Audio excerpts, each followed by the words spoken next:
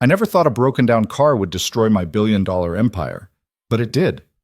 When successful businesswoman Evelyn Carter's luxury vehicle died on a forgotten country road, she expected a quick fix and nothing more. Instead, she met a small-town mechanic who would dismantle everything she'd spent 30 years building: her corporate kingdom, her carefully crafted reputation, her entire identity. This is the story of how one evening changed everything. If you want to see how far wealth can fall and love can rise, stay until the end. Hit that like button and comment your city so I can see how far this story travels. The boardroom smelled like expensive cologne and hidden resentment. Evelyn Carter stood at the head of the marble conference table, watching 12 men in identical Navy suits pretend to listen while mentally calculating how to undermine her next quarterly report. She'd seen this dance before. Hell, she'd choreographed it herself during her rapid climb from junior analyst to CEO before her 28th birthday. "The Singapore acquisition closes Friday," she said, her voice cutting through the air-conditioned silence. "Hamilton, I need those compliance reports on my desk by Wednesday. No extensions." Robert Hamilton, 56, graying temples, wedding ring he never wore during business trips, shifted in his leather chair. "That's an aggressive timeline, Ms. Carter." "Then I suggest you start working instead of questioning." The tension rippled around the table. Evelyn caught the quick glance exchanged between Hamilton and Marcus Webb, her VP of Operations. She filed it away in the mental folder labeled "Problems to Handle Later." The folder was getting thick. "Anything else?" She didn't wait for responses. "Good. We're done." Chairs scraped against imported Italian tile. The exodus was swift, silent, efficient. Corporate sharks swimming back to their individual tanks. Evelyn gathered her leather portfolio, her fingers brushing against the embossed logo of Carter Holdings. $15 billion in assets, 700 employees across 4 continents, magazine covers, conference keynotes, a corner office on the 42nd floor with floor-to-ceiling windows overlooking a city that never stopped moving. Everything she'd ever wanted, everything that was slowly suffocating her. Her assistant Rebecca appeared in the doorway, tablet in hand, face arranged in professional concern. "Your 4 o'clock canceled. Should I reschedule?" "No." Evelyn checked her watch, a vintage Patek Philippe her father had given her the day she made her first million. "I'm leaving early." Rebecca's perfectly shaped eyebrows rose a fraction. Evelyn Carter didn't leave early. Evelyn Carter arrived at 6:30 and departed at 9, sometimes 10. Evelyn Carter was the company. "You have the Riverside Foundation Gala tonight at 7, Rebecca reminded her. "Cancel it." "Miss Carter, you're the keynote." "I said cancel it." Evelyn's voice came out sharper than intended. She softened it marginally. "Send my apologies and a donation. 50,000. Money fixed everything in her world. Write a check. Solve a problem. It was efficient, clean, emotionless. Rebecca nodded and disappeared, already typing the necessary emails. Evelyn walked to her office window. 42 floors below, thousands of people moved through their Friday evening like blood cells through veins, going home to families, to pets, to Netflix and leftover pizza. Simple lives. Uncomplicated lives. Lives she'd never wanted until recently. Her phone buzzed. A text from Margot Chen, her college roommate turned venture capitalist turned professional meddler. "Still on for tonight? Derek is perfect for you. Harvard. MBA. Runs a tech startup. Just closed Series B funding. You'll love him." Evelyn stared at the message. Another blind date. Another carefully vetted candidate from Margot's endless supply of perfect matches. They were always perfect on paper. Stanford degrees, 7-figure incomes, impressive investment portfolios. They were also uniformly boring. But Margot meant well, and Evelyn had promised months ago to try, to stop using work as an excuse, to actually attempt something resembling a personal life. She typed back. "Address?" Margot's response came immediately, followed by 3 heart emojis and a champagne glass. The restaurant was in Riverside Valley, some farm-to-table place getting buzz for its organic menu and rustic ambiance. An hour outside the city. Of course it was. Evelyn pocketed her phone and grabbed her jacket, charcoal gray, designer, tailored to perfection. She looked at herself in the reflection of her office window. 30 years old, 5'7" in the 4-inch heels she wore like armor, hair pulled back in a severe bun. Makeup minimal but strategic. The uniform of success. She looked powerful. She looked untouchable. She looked exhausted. The thought arrived unbidden, and she pushed it away with practiced efficiency. This was the life she'd chosen. The life she'd built with calculated precision and relentless ambition. You didn't get to complain about the weight of the crown when you'd killed to wear it. Evelyn took the private elevator to the underground garage. Her car, a silver Aston Martin Vantage, sat in its reserved spot like a sleeping predator. She'd bought it after closing the Melbourne deal, a reward for herself that the financial press had criticized as ostentatious. She'd driven it exactly 17 times in 8 months. The engine purred to life. Evelyn programmed the restaurant address into the GPS and pulled out of the garage into Friday evening traffic. The city gradually fell away behind her. Skyscrapers gave way to suburbs, then to stretches of countryside dotted with farmland and forests. The GPS guided her onto Highway 47, a 2-lane road that cut through the kind of landscape you saw in car commercials. Rolling hills, scattered trees, golden hour sunlight slanting through the haze. It was beautiful in a way that made her vaguely uncomfortable. Too quiet. Too open. Too far from the controlled chaos, she understood. Her phone rang through the car's speakers. Margot again. "Please tell me you're not bailing," Margot said without preamble. "I'm 20 minutes away." "Excellent. Derek's already there. I showed him your photo. He's very excited." "You showed him my photo?" "Relax. It was the Fortune magazine cover, not your driver's license. You looked gorgeous." Evelyn checked the rearview mirror, half expecting to see that version of herself staring back, the one who smiled for cameras and gave interviews about breaking glass ceilings. That woman knew exactly what to say, how to stand, which angles made her look confident instead of cold. That woman was exhausting to be. "Just be yourself," Margot continued. "Be charming. Be warm. Show him the Evelyn I know, not the corporate ice queen." "I'm not an ice queen. You fired 3 executives last month. They were embezzling. You made one of them cry." "He embezzled $4 million, Margot." Margot sighed. "Just try to smile tonight, okay? Maybe laugh at his jokes, even if they're not funny. Men like that sounds horrible." "It's called dating, sweetie. Normal people do it." "I'm not normal people." "That's the problem." The call ended. Evelyn gripped the steering wheel tighter, watching the GPS countdown. 12 minutes. 11. 10. The sun was sinking toward the horizon, painting everything in shades of amber and rust. Pretty, picturesque. The kind of scene people paid money to photograph for their Instagram feeds. The kind of place that made Evelyn feel like an alien. 9 minutes. The car made a sound, not a normal sound, a grinding mechanical protest that vibrated through the chassis and made her stomach drop. Evelyn eased off the accelerator. The sound grew louder, more insistent. "No," she said aloud. "Don't you dare." The Aston Martin didn't care about her commands. Rich people didn't impress it. The grinding became a shriek, and then suddenly the entire vehicle lurched, lost power, and began coasting. Evelyn guided it to the shoulder, her heart hammering. The engine died completely. She sat in sudden, profound silence, broken only by the distant sound of wind through grass. "You have got to be kidding me." She turned the key. Nothing. Tried again. The dashboard lights flickered weakly and went dark. Evelyn pulled out her phone. No service. Because of course there wasn't. She was in the middle of agricultural nowhere, surrounded by fields and trees and absolutely zero cell towers. She got out of the car. The evening air hit her like a wall, cooler than the city, carrying smells of earth and growing things. Her heels sank slightly into the gravel shoulder. The road stretched empty in both directions. No other cars, no houses, no signs of human civilization except the asphalt beneath her feet. This couldn't be happening. Not tonight. Not when she was already 45 minutes from the city with a blind date waiting and a friend who would never let her hear the end of canceling. Evelyn walked around the car, as if looking at it from different angles would reveal the problem. She knew nothing about engines.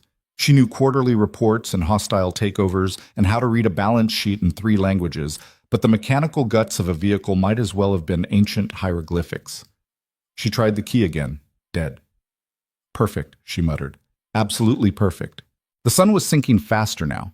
Another 20 minutes and it would be dark. Evelyn looked down the road, then back the way she'd come. She thought she'd seen a sign a few miles back, something about a town or services. Walking in 4-inch heels on a gravel shoulder seemed like a terrible idea. Staying here alone as night fell seemed worse. Evelyn grabbed her purse, locked the car out of habit, and started walking. The heels lasted exactly 10 minutes before she admitted defeat and carried them. The pavement was rough against her stockinged feet, but at least she could move faster. The sun dropped lower. The temperature followed. Evelyn's jacket wasn't designed for actual cold. It was designed to look good in climate-controlled buildings. She'd walked maybe 2 miles when she saw the light. Just a glow at first, barely visible around a curve in the road. But as she got closer, it resolved into an actual building, a squat, metal-sided structure with a hand-painted sign that read Riverside Garage in fading letters. A single overhead light illuminated a small parking area scattered with vehicles in various states of disrepair. The garage door was open, spilling yellow light across oil-stained concrete. From inside came the sound of music, classic rock, playing on a radio that had seen better decades. Evelyn approached slowly, her bare feet silent on the cracked pavement. She could see someone moving inside, bent over the open hood of an ancient pickup truck. "Hello?" Her voice came out smaller than intended. The figure straightened and turned. He was tall, maybe 6'1", with dark hair that needed cutting and a flannel shirt with the sleeves rolled up over forearms marked with old scars and newer grease stains. His face was all angles, strong jaw, straight nose, eyes that were somewhere between blue and gray. He looked at her with an expression she couldn't quite read. Not surprise exactly, more like mild confusion about why a barefoot woman in a business suit was materializing out of the twilight. "You lost?" His voice was deeper than she expected, rougher. "My car broke down." Evelyn gestured vaguely back toward the road. "About 2 miles that way. I don't have cell service." He wiped his hands on a rag that didn't make them any cleaner. "What kind of car?" "Aston Martin, Vantage." Something flickered in his expression, not quite judgment, but close. "That's an expensive walk." "It wasn't by choice." He studied her for a moment longer, then nodded toward the interior of the garage. "Come on, you can use the phone." Evelyn followed him inside. The garage smelled like motor oil and old coffee. Tools hung on pegboards in surprisingly organized rows. A calendar from 2 years ago was tacked to one wall, still showing February. A small space heater glowed in the corner near a desk buried under invoices and parts catalogs. The man picked up an ancient landline phone and handed it to her. Their fingers brushed briefly, his rough with calluses, hers smooth with expensive moisturizer. "Thanks." Evelyn dialed Margot's number from memory. It rang and went to voicemail. Of course it did. She tried her assistant. Voicemail. She tried the one executive at her company she semi-trusted. Voicemail. "Having trouble?" The mechanic had moved back to the truck but was watching her peripherally. "Everyone I know screens their calls." Evelyn set down the phone harder than necessary. "You got anyone who'd actually come get you?" The question landed like a punch. Evelyn had hundreds of contacts, thousands. She'd been photographed with senators and movie stars. She'd had dinner with tech billionaires and hotel heiresses. But did she have anyone who'd drive an hour into the countryside to pick her up from a garage? "I can call a car service," she said. "Might take a while to get here. This isn't exactly downtown." He straightened, studying her with those unreadable gray-blue eyes. "Where were you headed?" "Riverside Valley, the Harvest Table restaurant." "That's another 30 minutes past here." He glanced at a clock on the wall, an ancient thing with a Coca-Cola logo. "You're not making dinner." "I'm aware." "Important date?" "Blind date." "First date. Now no date." Evelyn surprised herself by continuing. "My friend set it up. Harvard MBA, tech startup, perfect on paper." "Sounds thrilling." She almost smiled. It sounded like work. The mechanic grabbed a different rag and wiped down a wrench with careful precision. "I could tow your car back here, take a look at it, but I'm not going to be able to diagnose anything tonight. I've got..." He paused, seemed to reconsider something. "I've got other commitments." "Right, of course." Evelyn looked around the garage at the unfamiliar territory of manual labor and honest work. "What do I owe you for using the phone?" He shook his head. "It's a phone. Not charging you for basic human decency." Basic human decency. The phrase felt almost quaint. In Evelyn's world, everything had a price. Favors were currency. Kindness was strategy. "I'm Evelyn," she heard herself say. "Evelyn Carter." Liam Brooks. He didn't offer his hand, they were still covered in grease, but he nodded. "Wish the circumstances were better. That makes two of us." The radio shifted songs. Something old, bluesy. The space heater hummed. Outside, full darkness had arrived. "Look," Liam said after a moment, "I've got to pick up my daughter from the neighbors in 20 minutes. After that, I can drive you back to the city if you want. I was going to tow your car here anyway. Might as well make the trip count." "You don't have to do that. Wasn't asking if I had to. I'm offering." Evelyn studied him. No angle, no ulterior motive. Just a man offering help to a stranger because it was the decent thing to do. When was the last time someone had done something for her without wanting something in return? "Okay," she said quietly. "Thank you." Liam nodded and went back to work on the truck. Evelyn perched carefully on a stool near the desk, feeling completely out of place in her designer suit and bare feet. She watched him work. Efficient movements, practiced hands, the kind of competence that came from doing something 1,000 times. "How long have you had the garage?" she asked. "About 8 years, bought it from the previous owner when he retired."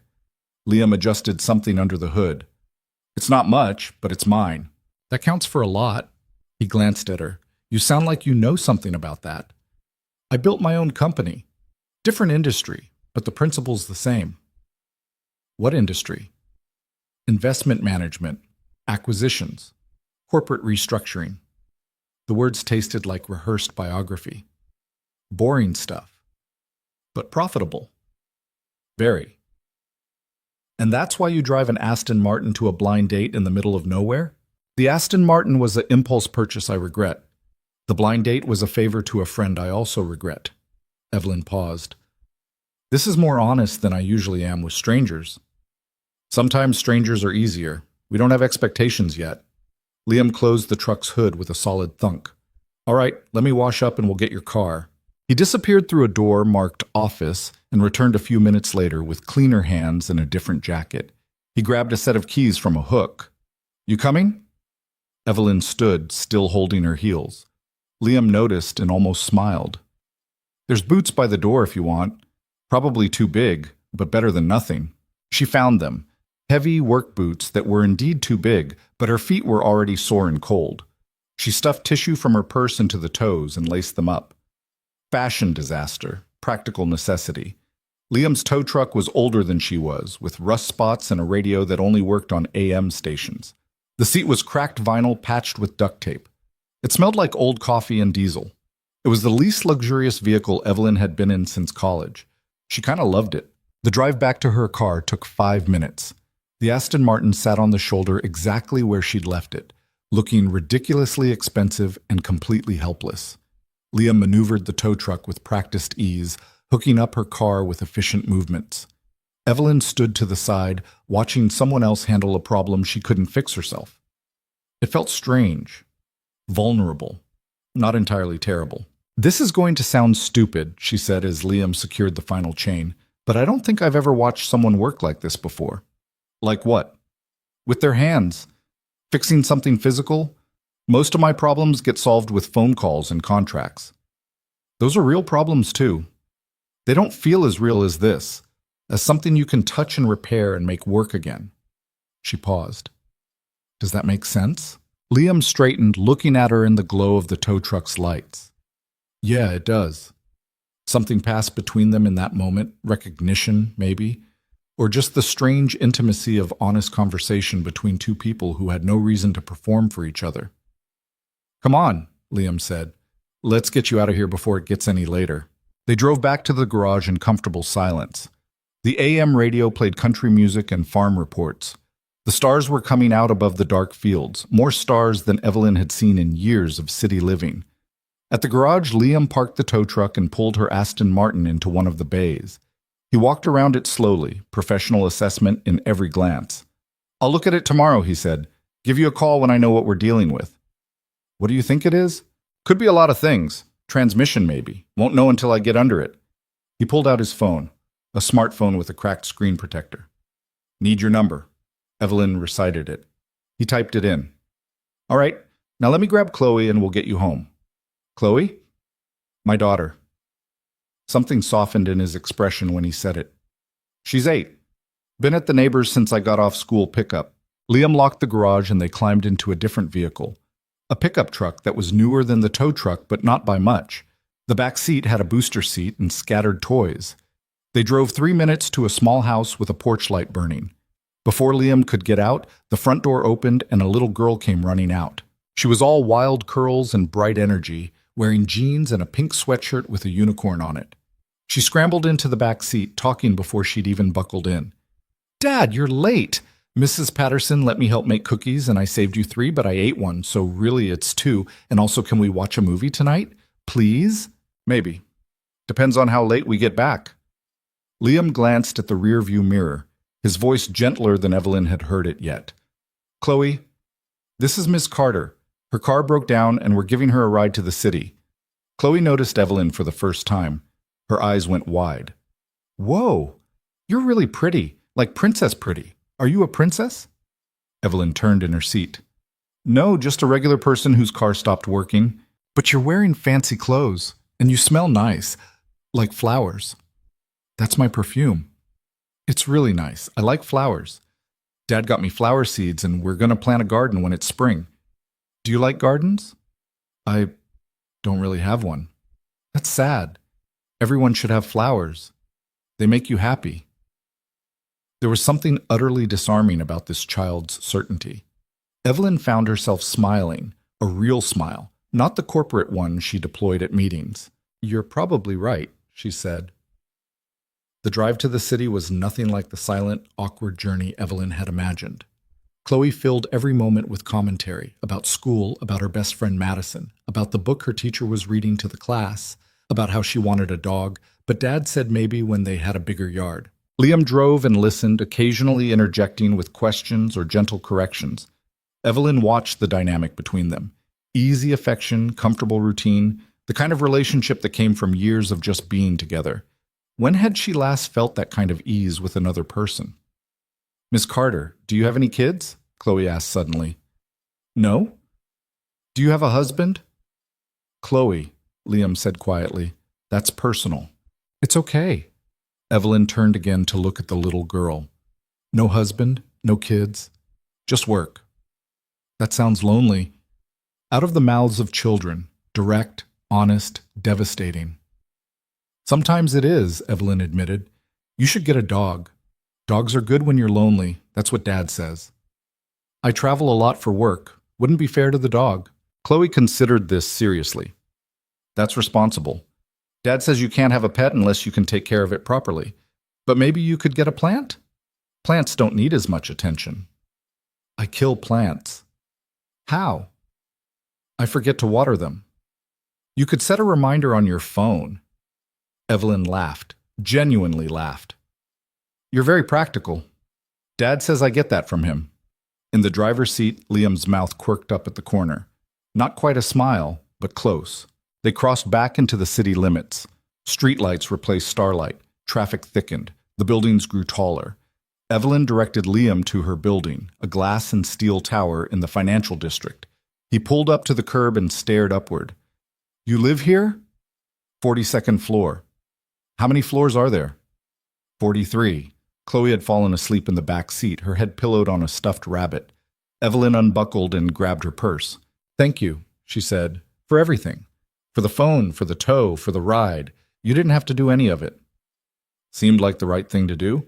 Most people don't do the right thing just because it's right. Liam looked at her fully then, and Evelyn felt the weight of that gaze. Maybe you've been around the wrong people. The comment sat between them, true and uncomfortable. I'll call you tomorrow about the car, he added. Probably afternoon. Okay. Evelyn got out, started toward the building, turned back. Liam? He'd been about to pull away. He stopped, window down. Tell Chloe I'm going to get a plant. His almost smile became a real one. I will. Evelyn watched the truck disappear into traffic. Then she walked into her building, the one she owned 3 floors of, the one with marble lobbies and doormen who knew her by name, but not at all. She rode the elevator to the 42nd floor, unlocked her penthouse, stood in the entryway of 3,000 square feet of designer furniture and custom artwork, and carefully curated perfection. Empty. So profoundly empty. Her phone buzzed. Margot, finally. Where are you? Derek waited an hour. Evelyn stared at the message. She thought about the date she'd missed. The Harvard MBA with the tech startup. Perfect on paper. She thought about a little girl talking about flower gardens and dogs and the importance of taking care of things properly. She thought about a mechanic with rough hands and honest eyes who'd helped a stranger because it was the decent thing to do. Car broke down, she typed back. Got a ride back to the city. Long story. Are you okay? Yeah, Evelyn wrote. I think I am. She set the phone down and walked to the window. The city spread out below her, glittering and vast and full of millions of people living millions of lives she would never touch. Somewhere out there, in a small house near a garage, a single father was probably tucking his daughter into bed, reading her a story, making sure she felt safe and loved. Simple things, real things. Evelyn pressed her forehead against the cool glass. For the first time in longer than she could remember, she wondered if she'd been building the wrong life. Liam called at 2:30 the next afternoon. Evelyn was in a budget meeting when her phone vibrated. She glanced at the screen, unknown number, and almost declined it. Then she remembered. The garage. The mechanic. Her stranded car. Excuse me a moment, she said to the 8 executives gathered around the table. Their faces showed varying degrees of irritation as she stepped into the hallway. This is Evelyn. It's Liam Brooks. From the garage. His voice sounded different over the phone. Less rough somehow. Got some news about your car. How bad? Transmission shot. Complete failure. You'll need a full replacement. Evelyn leaned against the hallway wall. How much? Parts and labor? Probably 12, 13,000. Maybe more depending on what else I find when I dig deeper. She almost laughed. $13,000 was nothing. She'd spent more than that on a handbag she'd carried exactly twice. But the way Liam said it, careful, like he expected her to be upset, reminded her that for most people, that was real money. Okay, she said. Do it. A pause. You don't want to think about it?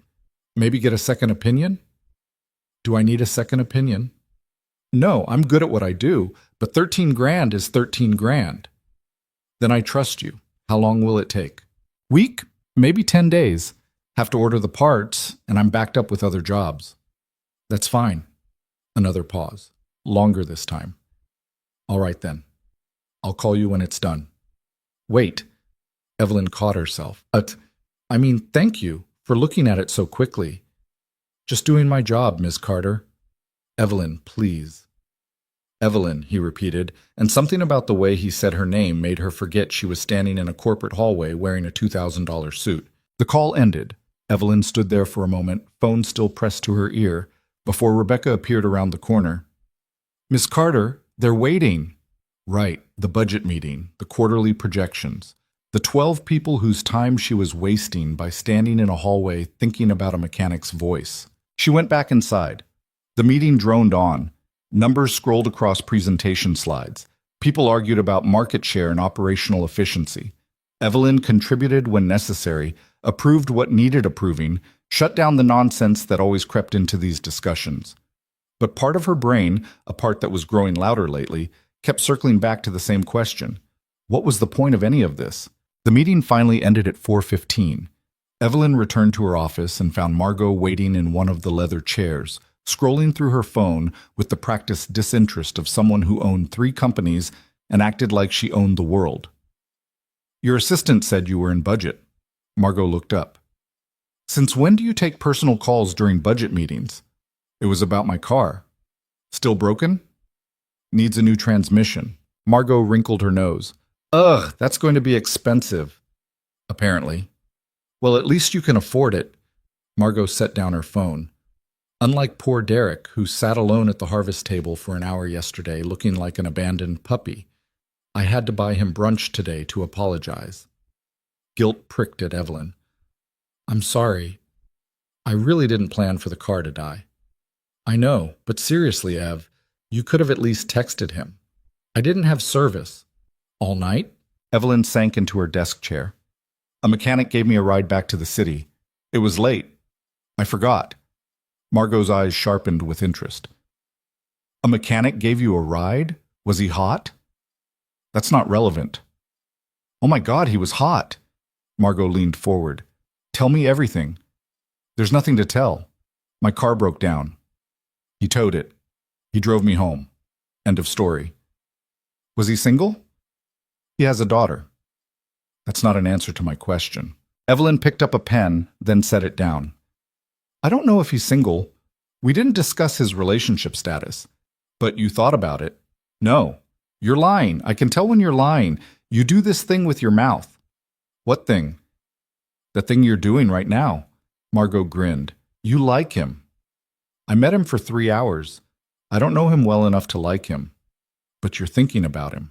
Evelyn wanted to deny it, should have denied it. But Margot had known her since they were 19 and stupid and convinced they could change the world. There was no point in lying to someone who'd seen you drunk cry over economics finals. He was different, Evelyn admitted quietly. Different how? Kind, real. He helped me because it was the right thing to do, not because he wanted something from me. Margot's expression softened. When's the last time someone did that?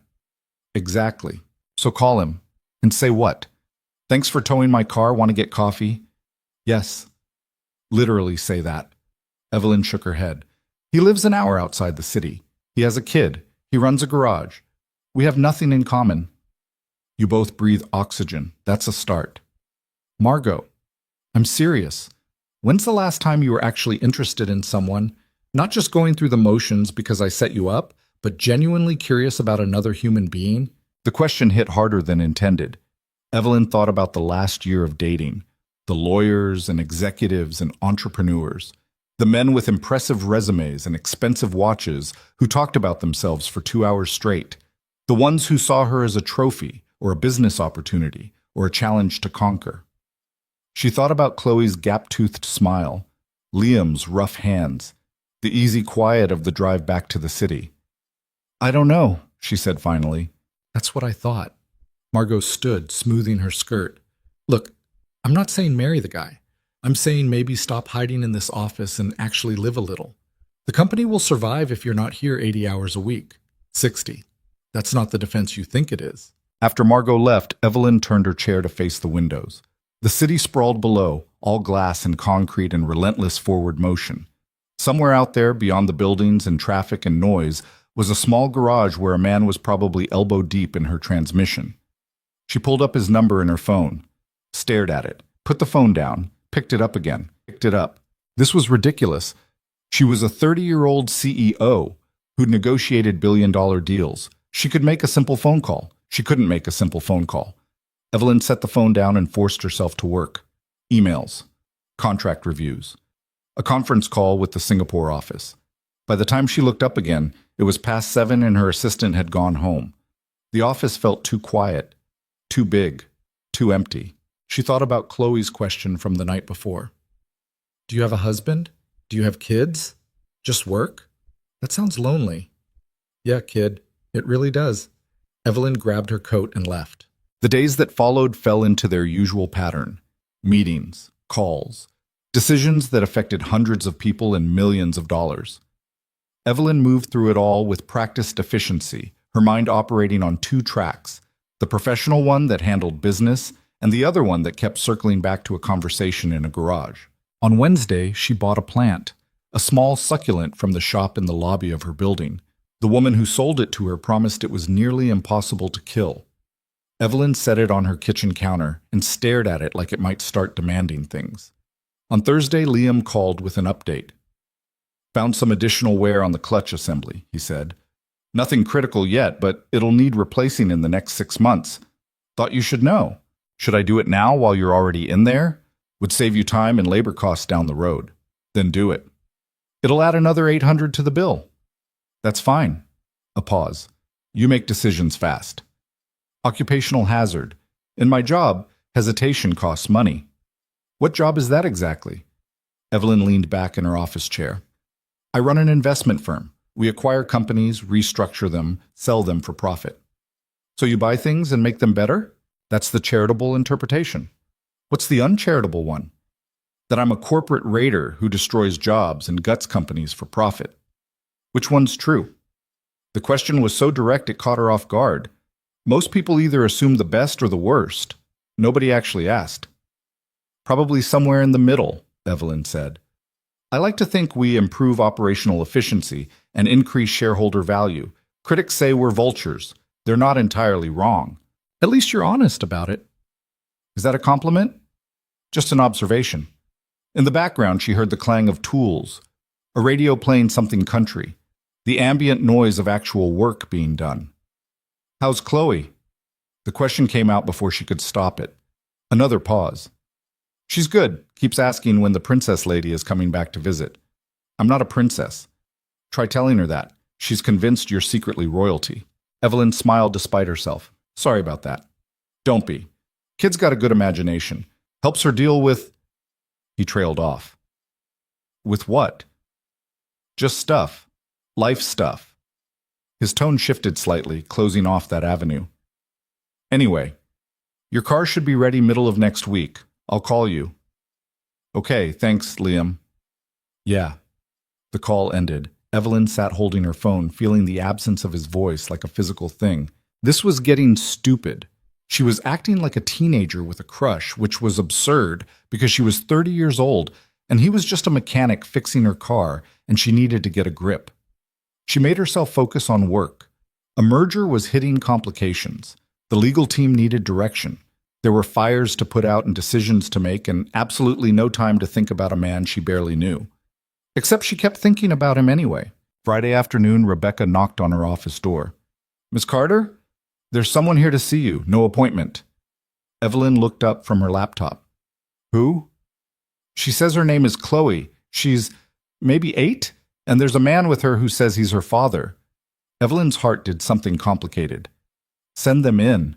Liam appeared in the doorway a moment later, looking deeply uncomfortable in his work jacket and jeans, one hand on Chloe's shoulder. The little girl was wearing a school uniform, navy jumper, white shirt, and carrying a small pot with something green sprouting from the dirt. Sorry to just show up, Liam said.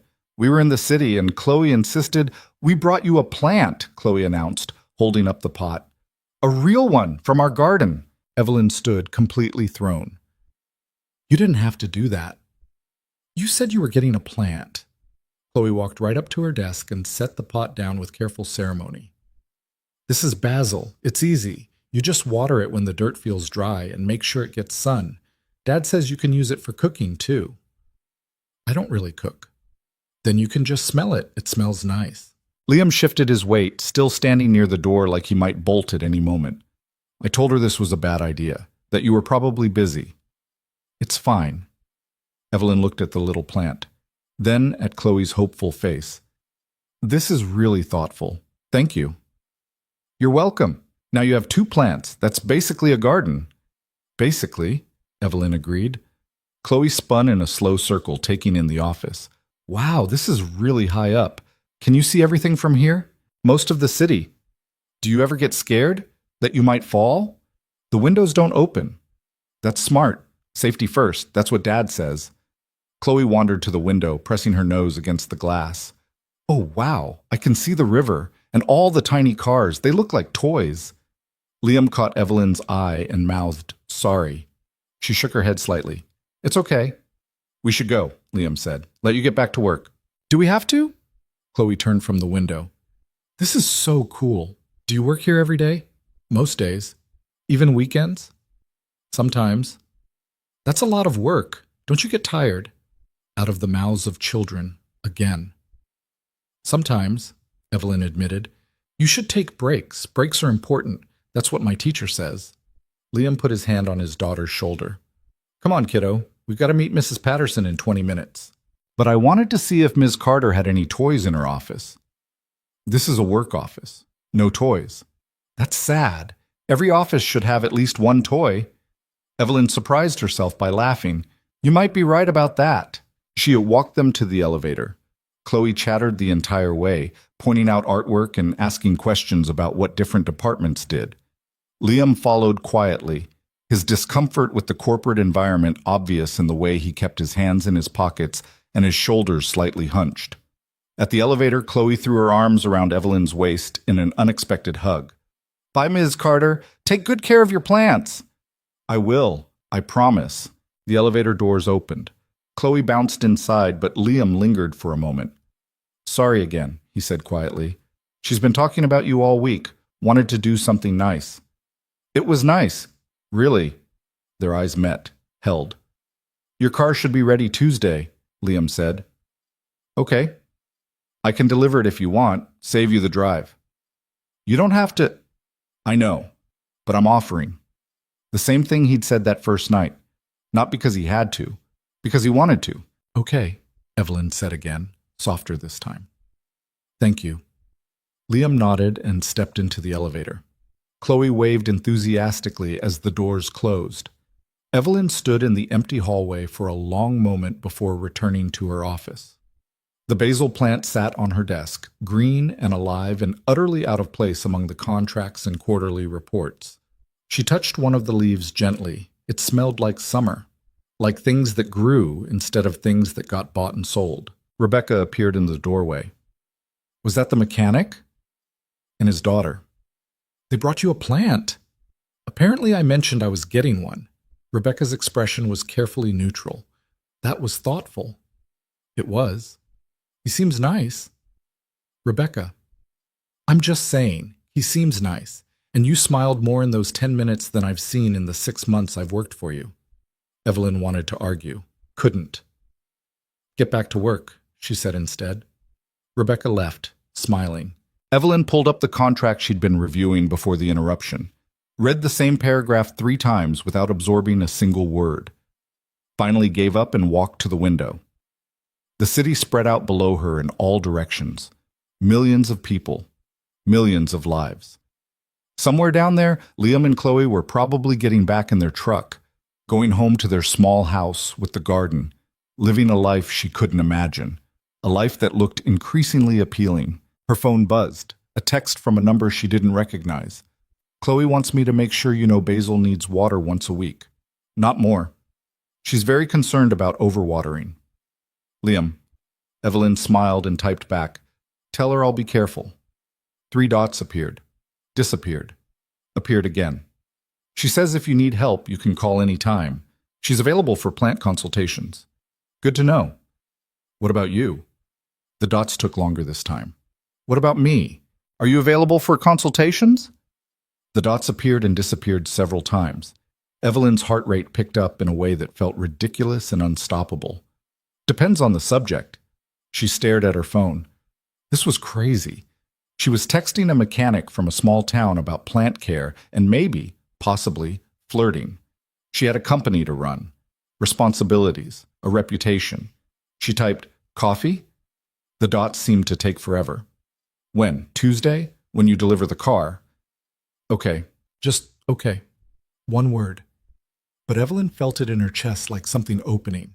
"There's a place near my building. Marcel's. Around 2? I'll find it." Evelyn set her phone down, looked at the basil plant, looked at the city. What was she doing? She had no idea, but for the first time in years, she wanted to find out. The weekend passed in its usual blur of work and solitude. Evelyn caught up on emails, reviewed contracts, took calls from Singapore and London. On Sunday, she watered both plants and felt absurdly proud when they didn't immediately die. Monday morning, she found herself paying more attention to her clothes. Not the usual armor of designer suits and severe tailoring, but something softer, a cashmere sweater, better earrings. Margot noticed immediately when they met for lunch. "You look different." "I look the same." "No, you look less terrifying. What happened?" Evelyn poked at her salad.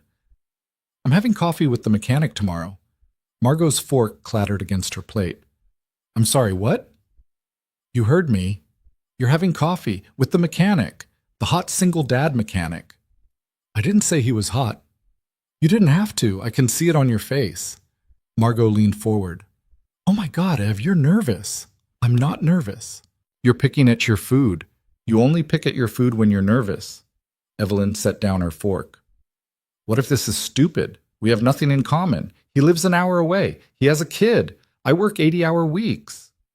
60. Not helping. Look, Margot said, maybe it won't work out.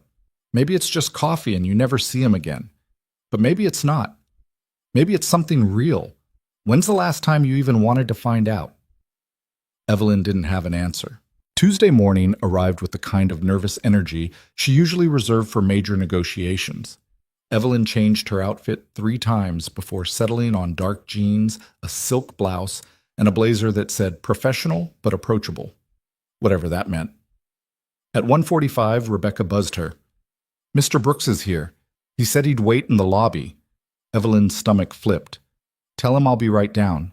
She grabbed her purse, checked her reflection, took a breath. The elevator ride down felt longer than usual. She found Liam standing near the windows, looking out at the street. He'd cleaned up, dark jeans, a button-down shirt that actually fit properly, work boots that had seen better days but were clearly his nicest pair. He turned when he heard her approach. Something flickered in his expression. Recognition. Maybe nervousness, too. Hey, he said. Hey. They stood there for a moment, awkward as teenagers. Your car's out front, Liam said finally. Runs perfect now, like new. That's great. Thank you. Keys are with the valet. Okay. Another pause. So, Liam said. Coffee? Coffee. Marcel's was 2 blocks away, a small French place that somehow maintained authenticity despite being surrounded by corporate towers. They got a table by the window, ordered coffee, black for him, cappuccino for her. Then they sat there looking at each other over the small table, and Evelyn realized she had no idea what to say. Liam spoke first. This is weird, right? So weird. Okay, just making sure it wasn't just me. The honesty broke something open. Evelyn felt herself relax slightly. I don't usually do this, she said. Have coffee? Have coffee with someone I actually want to have coffee with. Liam almost smiled.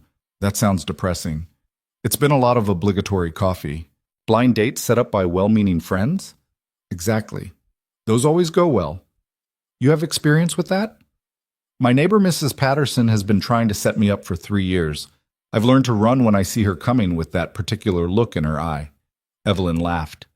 The coffee arrived. She wrapped her hands around the cup, grateful for something to hold. Can I ask you something? Liam said. Sure. Why'd you say yes to coffee? With me. The question was so direct it caught her off guard. But she was learning that was his way. No games, no angles, just honesty. Because you're different, she said. Everyone in my world wants something from me, a deal, a connection, an angle. You just helped me, because it was the right thing to do. That's a pretty low bar. You'd be surprised. Liam studied her for a moment. What's it like? Your world? Exhausting, competitive, lonely. The words came out before she could filter them. Sorry, that was honest, he finished. Don't apologize for honest. They talked for an hour, then 2. The coffee shop filled and emptied around them. Evelyn learned about Liam's late wife, Sarah, who died 4 years ago from cancer, about the struggle of raising a daughter alone while running a business, about the small town he'd grown up in and never really left. Liam asked about her company, her work, her life. Evelyn found herself telling him things she rarely admitted to anyone, about the pressure, the constant scrutiny, the way success felt more like a cage than an achievement. So why do it? Liam asked. If it makes you miserable. It doesn't make me miserable. It's just... She struggled for words. It's what I built. It's who I am. Is it, though? Who you are? The question sat heavy between them. I don't know anymore, Evelyn admitted quietly. Liam's phone buzzed. He glanced at it and grimaced. That's the school. Chloe's getting picked up in 20 minutes. You should go. Yeah. But he didn't move immediately. Can I ask you something else? Okay. Why are you still sitting here, with me? You could be in your office closing deals and making money. Instead, you're drinking coffee with a mechanic who's about to be late for school pickup. Evelyn met his eyes, gray-blue, honest. Real. Because this is the first time I've felt like myself in longer than I can remember, she said. Something shifted in Liam's expression. Yeah, he said softly. I know what you mean. They stood, walked outside together. The afternoon sun was bright, traffic rushing past in both directions. So, Liam said, is this the part where we pretend we're not going to see each other again? Is that what you want? No. Me neither. Okay then. He pulled out his phone. Can I have your actual number this time? Not just the one for car updates. Evelyn gave it to him. Their fingers brushed as he handed back the phone. I'll call you, he said. Okay. I mean it. I know. Liam started to leave, turned back. For what it's worth, he said, I think you're more than just your company, even if you don't see it yet. He walked away before she could respond. Evelyn stood on the sidewalk, watching him disappear into the crowd, feeling something in her chest that might have been hope or terror, or both. Her phone buzzed before she even made it back to the building. Made it to the school with 2 minutes to spare. Chloe wants to know if you're taking good care of her basil. Liam Evelyn smiled and typed, Tell her it's thriving, and thank you for coffee. Thank you for saying yes. She held her phone for a moment longer, then walked back inside to her office, her city, her life. Everything looked exactly the same. Everything felt completely different. Liam called 3 days later. Evelyn was in the middle of a presentation to the board when her phone lit up with his name. She ignored it, forced herself to focus on the slides showing quarterly projections and acquisition targets. But her mind kept drifting to the missed call, wondering if he'd leave a message, wondering if she should text him back immediately or wait. The presentation ended. The board members filed out, their faces showing the usual mix of approval and skepticism that came with managing other people's billions. Evelyn gathered her materials and checked her phone. One voicemail. She waited until she was back in her office, door closed, before listening to it. Hey, it's Liam. Chloe has a school thing on Saturday. Some kind of science fair. She's been working on this volcano project for weeks, and a pause. Voices in the background, Chloe's voice saying something Evelyn couldn't make out. Okay, I'm asking. She wants to know if you'd come to the science fair. It's at her school, starts at 10.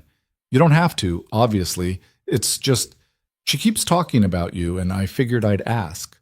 So, yeah, call me back if you want. The message ended. Evelyn played it again, listening to the slight nervousness in his voice, the way he stumbled over the words. A billionaire CEO getting invited to an elementary school science fair by a mechanic's 8-year-old daughter. Her calendar for Saturday showed 2 conference calls and a lunch meeting with potential investors. She texted Rebecca, "Clear my Saturday." The response came back immediately. All of it? All of it. Then she called Liam. He picked up on the second ring. Hey, I got your message. Right, the science fair thing. Look, if it's too weird. What time did you say it starts? A pause. 10, but seriously, you don't have to. I want to, if that's okay. She heard him exhale. Yeah, that's okay. More than okay. Chloe's going to lose her mind. Text me the address? Will do. Evelyn hung up and stared at her phone. She was going to an elementary school science fair. On a Saturday, instead of working. Margot was going to have a field day with this. Saturday morning arrived gray and cold. Evelyn stood in her closet trying to figure out what one wore to a grade school event. Everything she owned was either corporate or evening wear. She finally settled on dark jeans, a cream sweater, and ankle boots. Casual, normal. The kind of thing a regular person would wear. She looked at herself in the mirror and barely recognized the woman staring back. The school was 45 minutes outside the city, a squat brick building with a playground and a parking lot full of minivans and SUVs. Evelyn pulled her Aston Martin into a spot and immediately felt ridiculous. Every other vehicle was practical, family-oriented. Hers screamed money and excess. She found Liam standing near the entrance, Chloe bouncing excitedly beside him. The little girl wore a bright purple dress and had her hair pulled back with butterfly clips. You came! Chloe launched herself at Evelyn with the same enthusiasm she'd shown in the office. You really came. Of course I did. I wanted to see your volcano. It's so cool. I made it with Dad, and it actually erupts with vinegar and baking soda, and we put red food coloring in it, so it looks like real lava. Come on, I'll show you. Chloe grabbed Evelyn's hand and pulled her toward the entrance. Liam fell into step beside them. "Thanks for coming," he said quietly. "This means a lot to her. Thanks for inviting me." The gymnasium had been transformed into a maze of folding tables displaying projects, papier-mâché solar systems, poster boards about weather patterns, a working telegraph made from batteries and wire.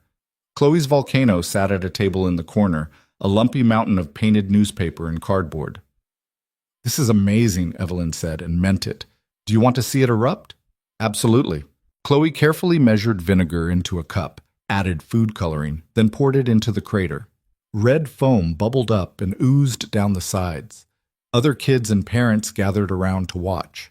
Chloe beamed with pride. "That was incredible," Evelyn said. "Dad helped me with the measurements, but I did all the painting myself." "You did a great job." They wandered through the fair, Chloe introducing Evelyn to her friends and their projects, Madison's cloud in a jar, Tyler's homemade battery, Emma's ant farm that made Evelyn slightly uncomfortable, but she smiled anyway. Liam stayed close but quiet, letting Chloe lead the conversation. Every so often, Evelyn would catch him watching her with an expression she couldn't quite read. Not quite surprise. Maybe something like wonder. After an hour, the fair started winding down. Chloe had earned a blue ribbon for most explosive display, which made her happier than Evelyn had seen anyone over a piece of colored fabric. "Can Miss Carter come to lunch with us?" Chloe asked, looking between her father and Evelyn with hopeful eyes.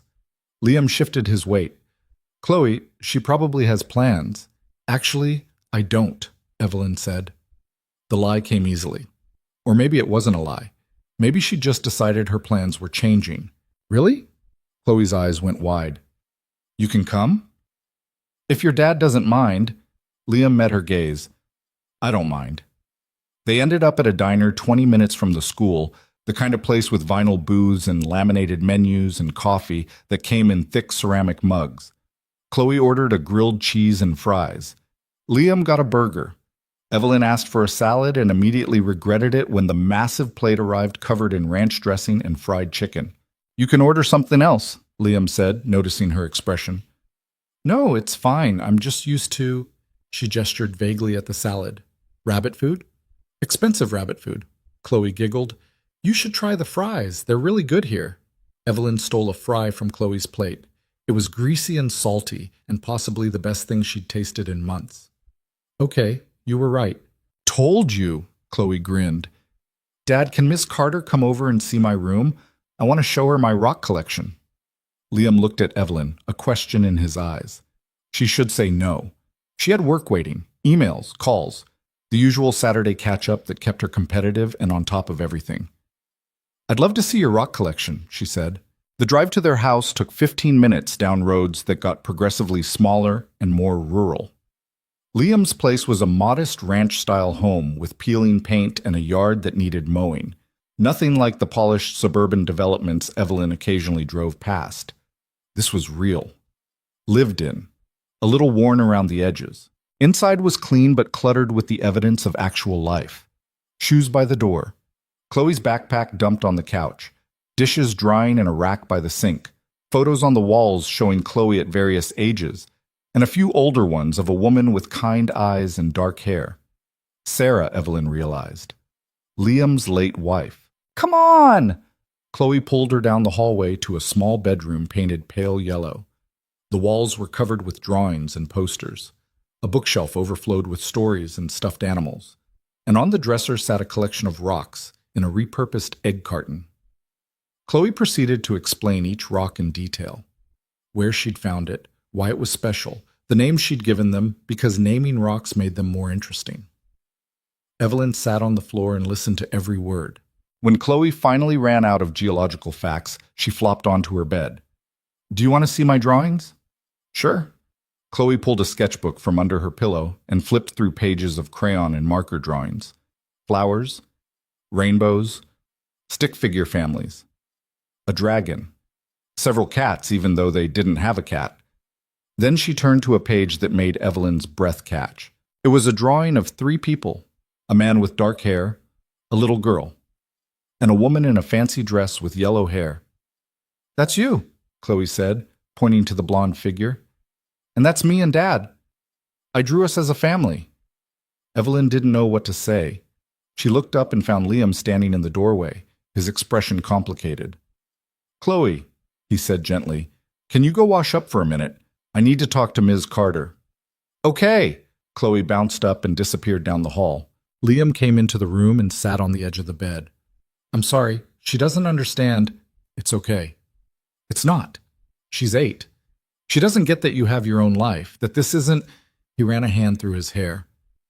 I shouldn't have invited you here. This is moving too fast. Is it? He looked at her. Really looked at her. I don't know. Maybe. Probably. You're this successful businesswoman who lives in a penthouse and drives a car worth more than my house. I'm a mechanic with a kid and a mortgage. This doesn't make sense. No, Evelyn agreed. It doesn't. So why are you here? Honestly, I don't know. She stood up, facing him. Nothing about this makes sense. We shouldn't work. We're from completely different worlds. But when I'm with you and Chloe, I feel more like myself than I have in years, and that terrifies me. Liam stood too. They were close now, close enough that Evelyn could see the flecks of darker blue in his eyes. You terrify me too, he said quietly. You're this whole other universe I don't understand, but Chloe loves you already, and I... He stopped. Started again. I like you. More than I should. More than is probably smart. So what do we do? I have no idea. They stood there in Chloe's yellow bedroom, surrounded by stuffed animals and rock collections, 2 people from opposite sides of every divide that mattered, trying to figure out if any of this was possible. Chloe's voice called from the hallway. Are you guys done talking? Can we watch a movie? Liam smiled slightly. You want to watch a movie? Evelyn thought about her empty penthouse, her laptop waiting with unread emails, the life she'd built that felt increasingly like a beautifully decorated prison. Yeah, she said. I want to watch a movie. They ended up on the couch, Chloe wedged between them, watching some animated film about talking animals. Evelyn had no idea what was happening in the plot because she was too aware of Liam's arm stretched across the back of the couch, occasionally brushing her shoulder. Too aware of Chloe's running commentary about each character. Too aware that this felt more like home than anywhere she'd been in years. Halfway through the movie, Chloe fell asleep against Evelyn's side. She does that, Liam whispered. Gets all excited and then crashes hard. Should I move? You'll wake her up. Just stay. So Evelyn stayed, a sleeping child leaning against her, a movie playing she wasn't watching, and a man beside her who made her question everything she thought she wanted from life. When the movie ended, Liam carefully lifted Chloe and carried her to bed. Evelyn heard him talking softly to her, the indistinct murmur of a father tucking in his daughter. When he came back, he found Evelyn standing by the window, looking out at the small backyard. She's out cold, he said. She'll sleep for an hour at least. She's wonderful. You're doing an amazing job with her. Most days I feel like I'm barely holding it together. That's called parenting, or so I've heard. Leah moved to stand beside her. Can I ask you something? Seems to be your thing. He smiled briefly. Do you actually want kids? A family? Or is this just... I don't know what this is. The question deserved honesty. I always thought I didn't have time for a family, Evelyn said slowly. That I'd missed that window. That I was too focused on building the company to build anything else. But lately, she turned to look at him. Lately, I wonder if I was just scared. If it was easier to focus on work than to risk wanting something I might not be good at. You're good with Chloe. She makes it easy. She likes you because you treat her like a person, not just a kid. You listen when she talks about her rocks and her drawings like they actually matter. They do matter. To her. But you make them matter to you too. That's different. They were standing close again. Evelyn could feel the warmth of him, smell the faint scent of motor oil and laundry detergent that seemed permanently attached to him. I should probably go, she said, not moving. Probably. I have work tomorrow. It's Saturday. I always work Sundays. That sounds terrible. It is. Neither of them moved. Evelyn, Liam said, his voice low. I need to know if this is real for you. Because Chloe's already attached. And if this is just some kind of escape from your regular life, some temporary thing, I need to know now before she gets hurt. And what about you? What about me? Would you get hurt? He looked at her for a long moment. Yeah, I think I would. Evelyn's heart was hammering. I don't know what this is. I don't know if it can work, but it's not temporary. It's not an escape. It's the most real thing I've felt in years. Liam reached up, tucked a strand of hair behind her ear. The gesture was so gentle it made her chest ache. Okay, he said. Then we'll figure it out. Just like that? Just like that. He kissed her then, soft and careful, like he was afraid she might break. Evelyn kissed him back, her hands finding the front of his shirt, pulling him closer. He tasted like coffee and possibility. When they pulled apart, Liam rested his forehead against hers. You're sure about this? He asked. No, but I want to try anyway. Good enough for me. Evelyn left an hour later, driving back to the city as the sun set behind her. Her phone had 17 missed calls and 43 emails. The board meeting prep she'd planned to do, the contracts waiting for review. All of it could wait. For the first time in her professional life, Evelyn Carter prioritized something over work, and it felt incredible. The following weeks fell into a pattern that would have been unthinkable a month earlier. Evelyn still worked brutal hours during the week, but she started leaving at 7 instead of 9. She declined evening events. She learned to delegate things she'd previously insisted on handling herself. And every Saturday, she drove out to Liam's. Sometimes they went to Chloe's soccer games, where Evelyn sat on cold metal bleachers and cheered with surprising enthusiasm. Sometimes they had dinner at the house, Evelyn gradually learning how to cook simple things under Liam's patient instruction. Sometimes they just existed together, Chloe doing homework at the kitchen table, while Liam worked on paperwork, and Evelyn answered emails on her laptop. Domestic, normal. Everything her life had never been, everything she was starting to crave. But not everyone was thrilled with the changes. The confrontation came on a Tuesday afternoon. Evelyn was in her office when Marcus Webb, her VP of operations, knocked on the door. You have a minute? Sure. What's up? Marcus closed the door behind him and sat down uninvited. We need to talk about the Singapore deal. What about it? It's stalling. The team needs direction, and you've been... He paused, choosing his words carefully. Distracted lately. Evelyn set down her pen. I've been delegating. That's different. You've been absent. You left the Foster negotiation to Hamilton. You skipped the Deutsche Bank dinner. You're leaving by 7 most nights. And the company hasn't collapsed. Not yet. But people are talking, Evelyn. The board, the investors. They're wondering if you're still committed.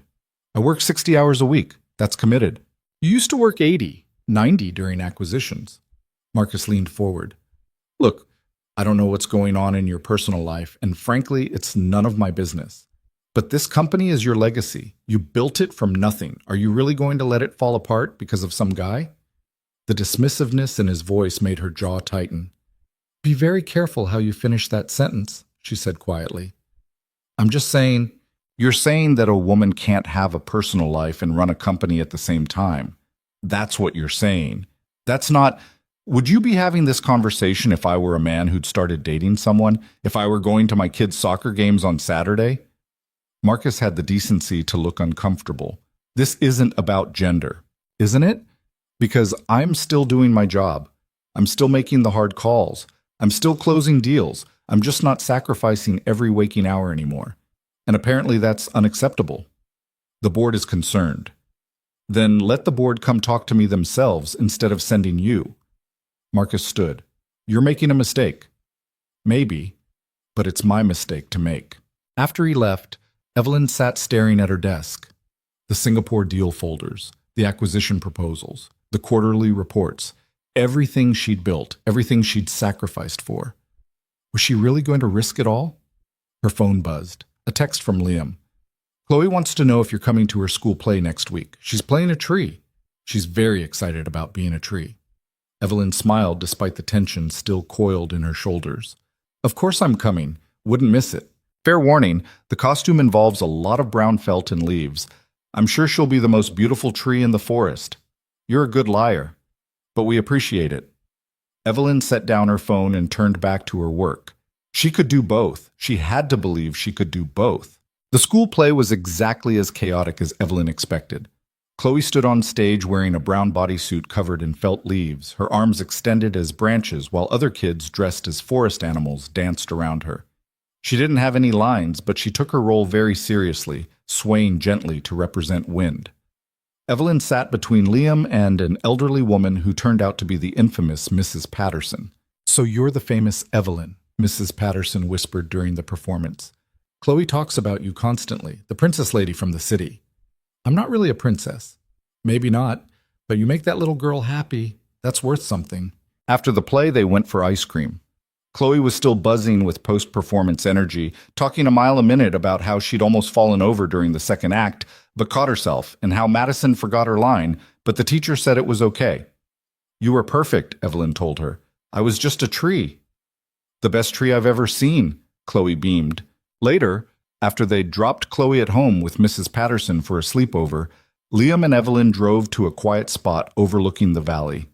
They sat in the truck bed, looking at the lights scattered across the darkness below. "Can I tell you something?" Liam said. "Always. I'm scared I'm going to lose you, that one day you'll wake up and realize this life isn't enough, that I'm not enough." Evelyn turned to look at him. "Why would you think that?" "Because I've seen your world, the penthouse, the company, the power, and I'm just—" He gestured vaguely at himself. "This, a mechanic in a small town with a kid and a mortgage. You say that like it's not enough, like somehow what you've built isn't as valuable as what I've built. Isn't it, though? You change markets, I change oil. You're raising an incredible human being. You're teaching her to be kind and curious and brave. You help people fix their cars so they can get to work, to school, to the hospital. You matter, Liam. Maybe not to boardrooms or financial magazines, but to real people living real lives." He was quiet for a moment. "You really believe that?" "I do. And honestly, lately I've been wondering if my work matters at all. If making rich people richer through acquisition after acquisition is actually contributing anything meaningful to the world." "That's heavy." "It's true, though. I've spent 10 years building a company that makes money. That's it. That's what I've dedicated my life to. And when I'm gone, what will be left?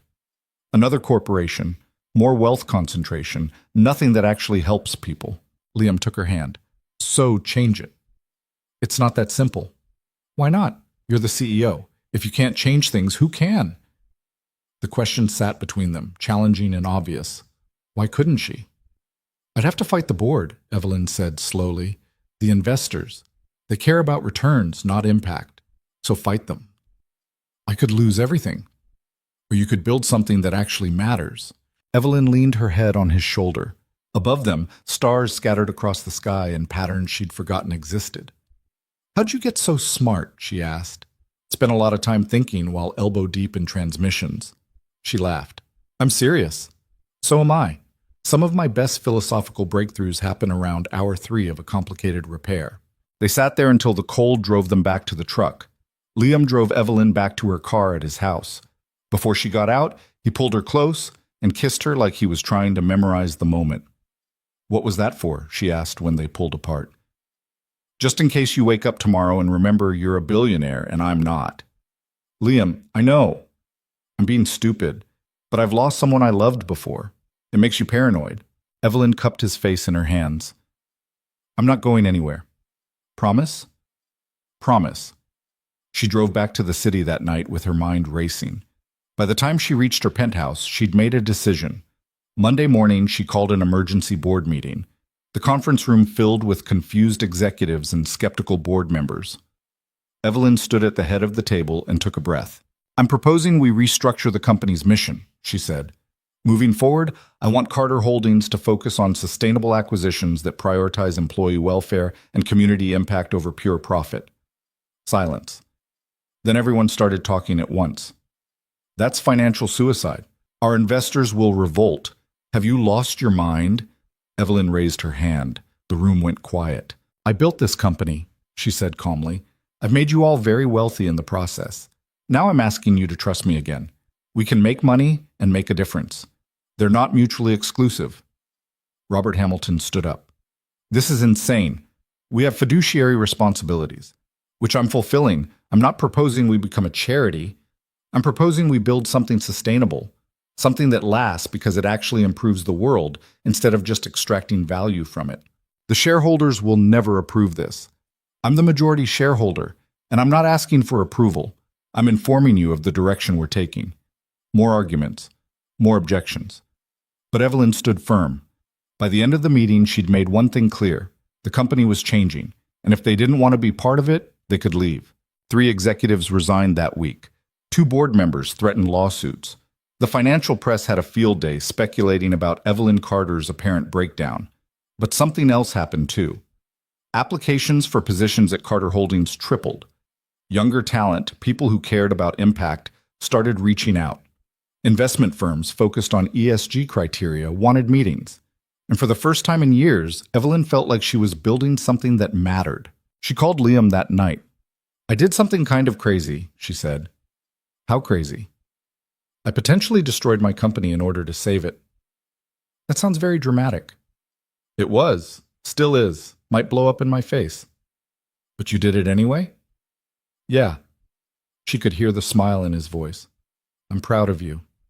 3 words, simple, honest. They meant everything. "Come have dinner with us this weekend," Liam said. "Chloe's been asking about you." "I'd love to." "Good.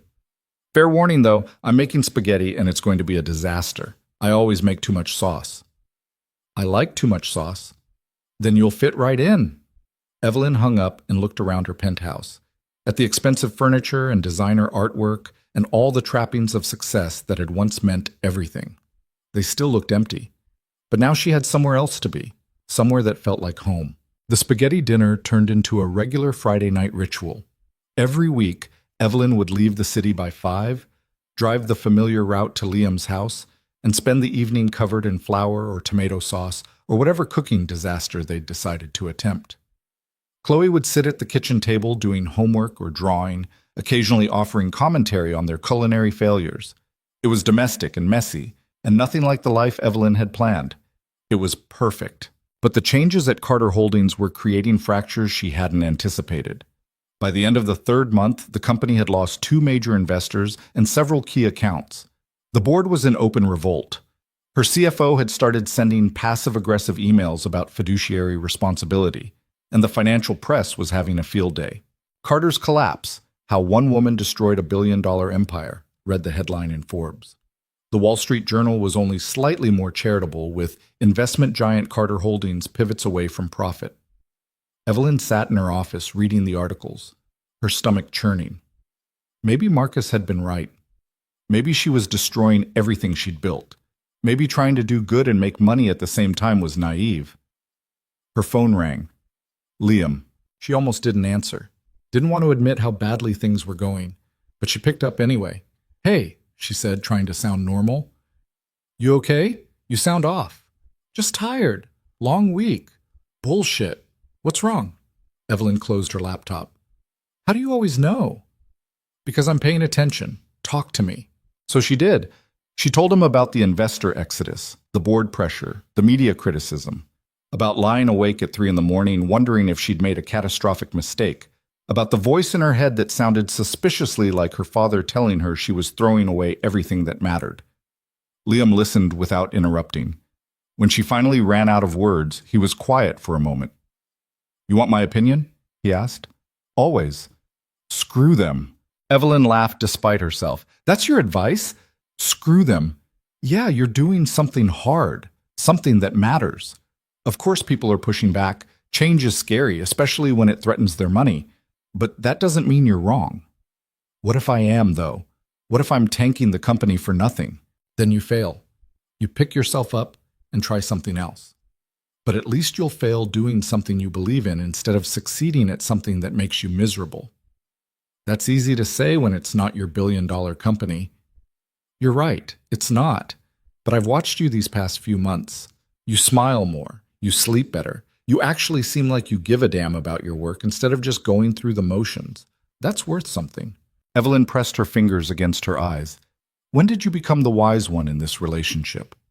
"I've always been wise. You just finally started listening." "Relationship?" A pause. "Yeah, I mean, that's what this is, right?" I don't know, is it? Do you want it to be? The question hung between them. They'd been dancing around it for months, spending weekends together, talking every day, but neither had actually said the words. Yeah, Evelyn said quietly. I do. She could hear the smile in his voice. Good. Me too. Now come over tonight. Chloe made you something and she's been bugging me all day about when you're coming to see it. It's Thursday. So? We do Fridays. New rule. You come over whenever you want. We'll figure out the rest. Evelyn looked at the stack of work on her desk, the emails waiting, the crisis that needed managing. Then she thought about Chloe's gap-toothed smile and Liam's rough hands, and the way his small house felt more like home than her penthouse ever had. I'll be there in an hour, she said. She made the drive in 53 minutes. Chloe met her at the door holding a painting, still wet around the edges. It showed 3 stick figures standing in front of a house, one tall with dark hair, one small with curly hair, one with yellow hair and a blue dress. I made this in art class, Chloe said proudly. That's our family, see? That's you, and that's Dad, and that's me. Evelyn's throat tightened. It's beautiful. You can hang it in your office if you want, so you remember us when you're working. I'd love that. Thank you. Chloe beamed and ran off to wash her hands, leaving Evelyn standing in the doorway holding the painting. Liam appeared from the kitchen, dish towel over his shoulder. She's been working on that all week, he said. Liam, she drew us as a family. I know. That's a lot of pressure. I know that too. He came closer, his voice lowering. If it's too much, tell me. I can talk to her. Explain that. No? Don't. Evelyn looked down at the painting. I want to be part of this, part of your family. It terrifies me, and I have no idea what I'm doing, but I want it. Liam kissed her forehead. Nobody knows what they're doing. We're all just making it up as we go. Even you? Especially me. Some days I'm convinced I'm screwing up everything. Then Chloe does something like make you a painting, and I think maybe I'm getting something right. They had dinner that night, the 3 of them around the small kitchen table. Evelyn helped Chloe with her math homework, which was surprisingly difficult for 3rd grade work. Liam did dishes while Evelyn read Chloe a bedtime story about dragons and princesses. After Chloe was asleep, Evelyn and Liam sat on the back porch with beers, looking at the stars scattered across the dark sky. Can I ask you something? Liam said. You always do. What would it take to make you actually happy? Not comfortable or successful, actually happy. Evelyn considered the question. 6 months ago, she would have said closing a bigger deal, buying a nicer car, getting featured in more magazines. Now those things felt hollow. This, she said finally, nights like this, Chloe's paintings, you, a life that feels real instead of performed. You could have that. I have a company to run. Do you? Or do you have a company you're holding on to because letting go feels like failure? The observation cut deeper than she expected. You think I should quit? I think you should do what makes you happy. If that's restructuring the company, great. If it's stepping back, also great. But don't keep doing something that's killing you just because you're afraid of what people will think. I built Carter Holdings from nothing. I know, and it's impressive as hell, but it's not who you are. It's just something you made. You're allowed to make something different. Evelyn took a long drink of her beer. My father would hate this. All of it. He raised me to be ruthless, to never show weakness, to win at any cost. Is he still alive? No. Heart attack 5 years ago. Did you love him? I respected him. I wanted to make him proud. I'm not sure that's the same as love. And did you? Make him proud? Evelyn thought about her father, the corporate titan who taught her that business was war and sentiment was weakness. She thought about the last conversation they'd had 3 days before he died, where he'd told her she was finally becoming the kind of leader he'd always known she could be.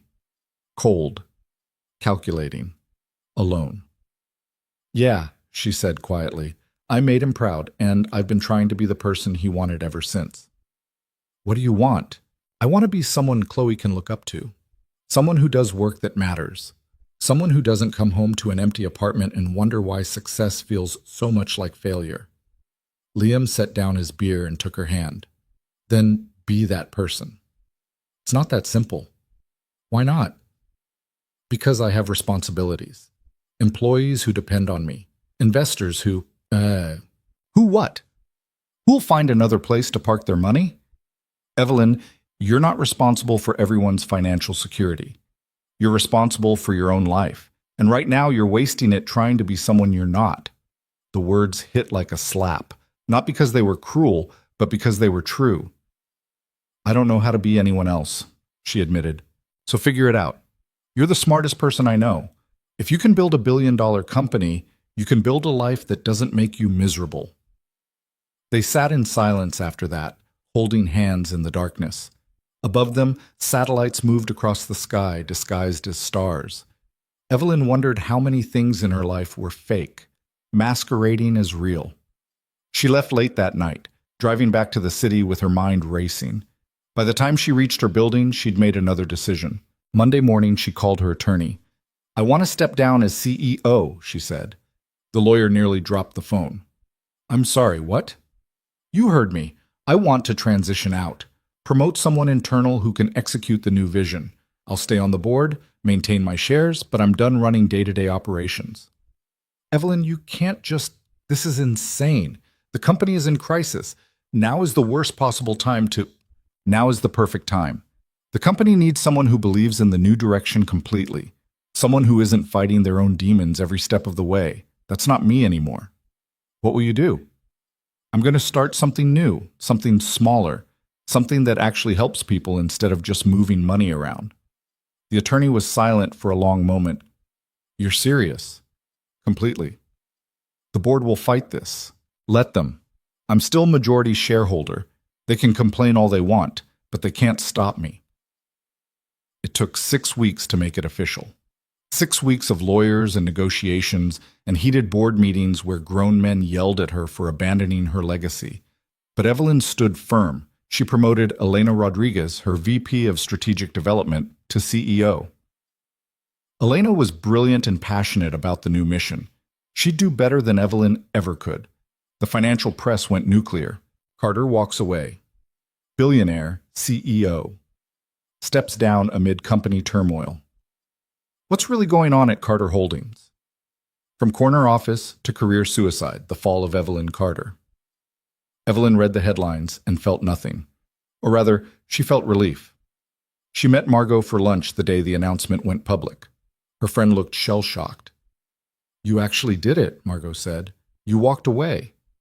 I didn't walk away, I chose something different. Everyone thinks you're having a breakdown. Let them think what they want. Margot studied her across the table. You look happy. I am happy. Because of him, the mechanic. Because of me. Because I finally figured out what I actually want from life. Liam's part of that, but he's not the whole reason. So what are you going to do now? I'm starting a foundation, providing resources and support for single parents, legal aid, financial counseling, childcare assistance, the things Liam had to figure out alone when Sarah died, the things that make the difference between survival and stability. Margot's expression softened. That's actually perfect for you. You think so? Yeah, you've always been good at fixing broken systems. Might as well fix ones that actually matter. They talked for another hour about logistics and planning. When they finally parted ways, Margot hugged her hard. I'm proud of you, she said, even if I think you're completely insane. Thanks, I think. Evelyn drove out to Liam's that evening, arriving just as he was closing up the garage. He looked up when he heard her car, surprise crossing his face. You're early. Chloe's still at soccer practice. I know, I wanted to talk to you first. Concern flickered in his expression. That sounds ominous. It's not. Evelyn got out of the car and walked to where he stood in the garage doorway. I stepped down as CEO. Liam went very still. What? I'm starting a foundation instead. Something that actually helps people. I'll still be comfortable financially, but I won't be running the company anymore. When did you decide this? Weeks ago. I've been working on the transition. It went public today. And you didn't tell me? I needed to be sure it was what I wanted. Not what you wanted. Not what anyone else wanted. Just me. Liam ran a hand through his hair. Evelyn, that's huge. Are you sure? Completely. You're not going to regret it? Maybe sometimes, but I'll regret wasting my life on work I hate more. He pulled her into a hug, holding her tight. You're terrifying, you know that? Good terrifying or bad terrifying? The best kind. They picked up Chloe from practice together. The little girl was covered in grass stains and mud, talking excitedly about the goal she almost scored. She barely paused for breath when she saw Evelyn. You're here. Did you see me almost score? It was so close. Coach said I'm getting really good at dribbling. I'm sorry I missed it, but I'll be at the next game for sure. Promise? Promise. At dinner that night, Evelyn told Chloe about the foundation. The little girl listened with serious attention. So you're going to help families like ours? Chloe asked. Families where one parent is raising kids alone. Yeah. That's really nice. Mrs. Patterson says single parents have it hard. She tries to help Dad out, but she's old and can't do everything. Chloe, Liam said gently, Mrs. Patterson isn't that old. She's like 100. She's 62. That's basically 100. Evelyn laughed. The foundation will help with things like childcare and legal help, so parents like your dad don't have to do everything alone. Chloe considered this seriously. Will you still have time to come see us? The question hit Evelyn square in the chest. Yeah, sweetheart, I'll have more time, actually. That's kind of the point. Good, because I like when you're here. It feels right. After Chloe went to bed, Liam found Evelyn standing in the backyard, looking at the overgrown garden. She's right, you know, he said. It does feel right when you're here. Yeah? Yeah, the house is less empty. Chloe's happier. He paused. I'm the happiest I've been since Sarah died. And that's because of you. Evelyn turned to face him. I'm scared I'm going to screw this up. I don't know how to do this, how to be part of a family, how to be a mother figure to a child who isn't mine, how to build a life that isn't about work. Nobody knows how to do any of that. You just do it and hope you don't mess up too badly. Very inspiring. I'm serious. You think I knew what I was doing when Sarah died? I was 30 years old with a 4-year-old daughter, and no idea how to braid hair or help with homework or explain why Mommy wasn't coming back. I just figured it out day by day, and you will too. What if Chloe gets hurt? If this doesn't work out between us? Then we deal with it. But running away now because you're scared of hurting her later doesn't protect anyone. It just guarantees she loses you. The truth of it settled over Evelyn like a weight.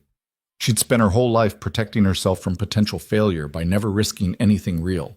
And look where that had gotten her, successful and alone. I love you, she said suddenly. The words came out before she'd planned them, raw and unpolished. Liam's eyes widened. Yeah? Yeah. I love you, and I love Chloe, and I want to be part of this messy, complicated, beautiful life you've built. If you'll let me. He kissed her then, deep and certain. When they pulled apart, he was smiling. I love you too. Have for a while now. Just didn't want to scare you off by saying it. I don't scare easy. Biggest lie you've ever told. Okay, fine, I scare constantly, but I'm doing it anyway. That's called bravery. That's called stupidity. Sometimes they're the same thing. They went inside and sat on the couch. Evelyn curled against Liam's side. The house was quiet, except for the old refrigerator humming in the kitchen and the occasional car passing on the road outside. Move in with us, Liam said suddenly. Evelyn's heart skipped. What? Move in, with me and Chloe. You're here most weekends anyway, and you're starting this new thing. You can work from anywhere, so move in. Liam, that's huge. We've only been together 6 months. So? When you know, you know. Do you know? Yeah, I know you're it for me. I know Chloe adores you. I know this house feels empty when you're not in it. So move in with us. Evelyn sat up to look at him properly. You're serious. Completely serious. I have a penthouse in the city. Sell it. Rent it out. Keep it as a backup. I don't care. Just be here. With us. What about Chloe? Shouldn't we ask her first? Kid's been asking me when you're moving in for 2 months. She'll be thrilled. Evelyn thought about her penthouse, the 3,000 square feet of designer perfection that had never felt like home, the empty rooms, the silence, the life she'd built alone. Then she thought about this small house with its peeling paint and squeaky floors, About Chloe's rock collection and Liam's garage. About Friday night dinners and helping with homework and being part of something real. Okay, she said. Okay? Okay, I'll move in. Liam's face broke into the biggest smile she'd ever seen on him. He picked her up and spun her around, both of them laughing like idiots. When? He asked, setting her down.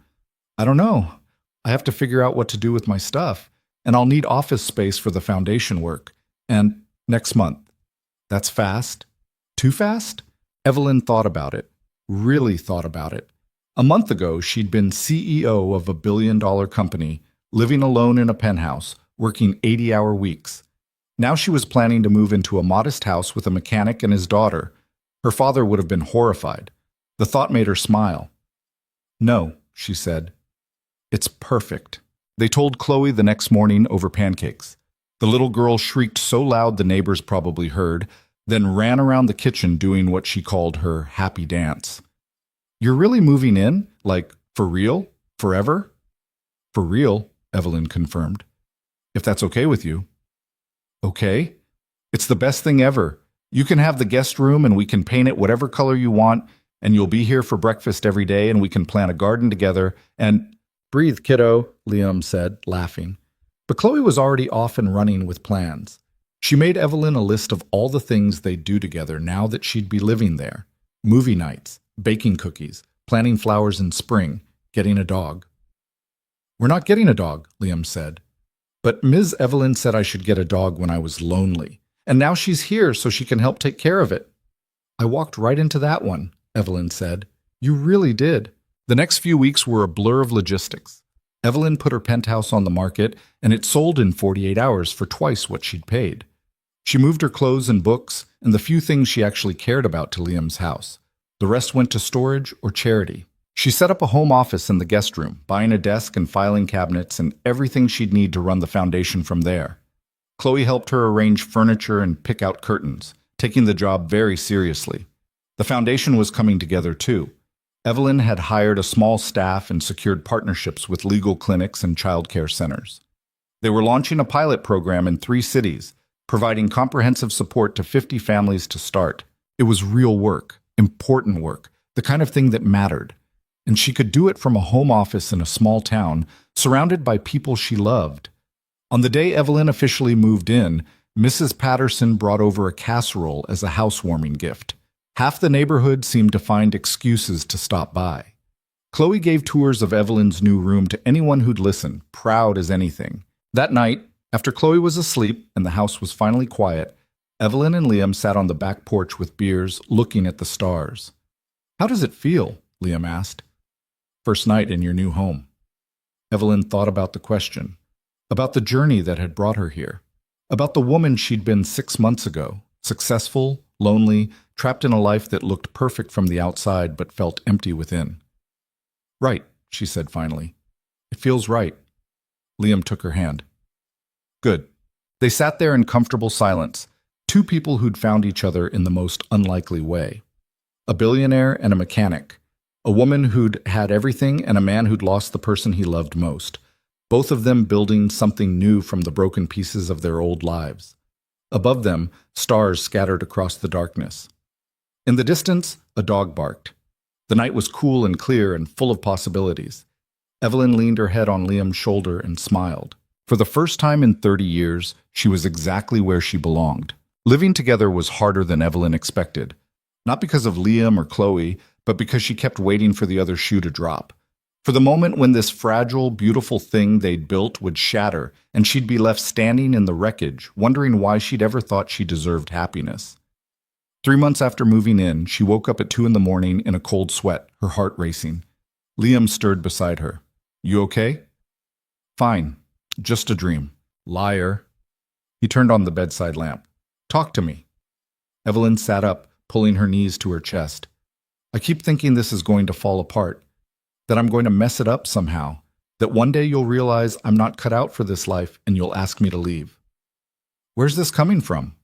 I don't know. Everywhere. I failed at my company. I walked away from everything I built. What if I fail at this too? Liam was quiet for a moment. Then he said, You didn't fail at your company. You chose something different. That's not the same thing. The financial press would disagree. Since when do you care what the financial press thinks? Since I spent 15 years obsessing over what they wrote about me. He pulled her close. You're not going to fail at this. And even if you do sometimes, so what? Nobody gets family right all the time. I screw up constantly. Last week I forgot Chloe had a field trip and she had to call me from school. The week before that I burned dinner so badly we had to order pizza. I'm a mess, Evelyn. But I keep trying, and so will you. What if I can't give her what she needs? I don't know how to be a mother. Neither did Sarah at first. Neither does any parent. You think there's a manual? We're all just doing our best and hoping it's enough. Evelyn rested her head on his shoulder. I love her so much it scares me. Yeah, that's parenthood, constant terror that you're going to screw up this little person who trusts you completely. How do you live with that? Badly. And then you wake up the next day and try again. They sat there in the darkness until Evelyn's breathing steadied and the panic receded. This was new too, this being known by someone else. This vulnerability that felt dangerous and necessary all at once. The foundation was growing faster than Evelyn had anticipated.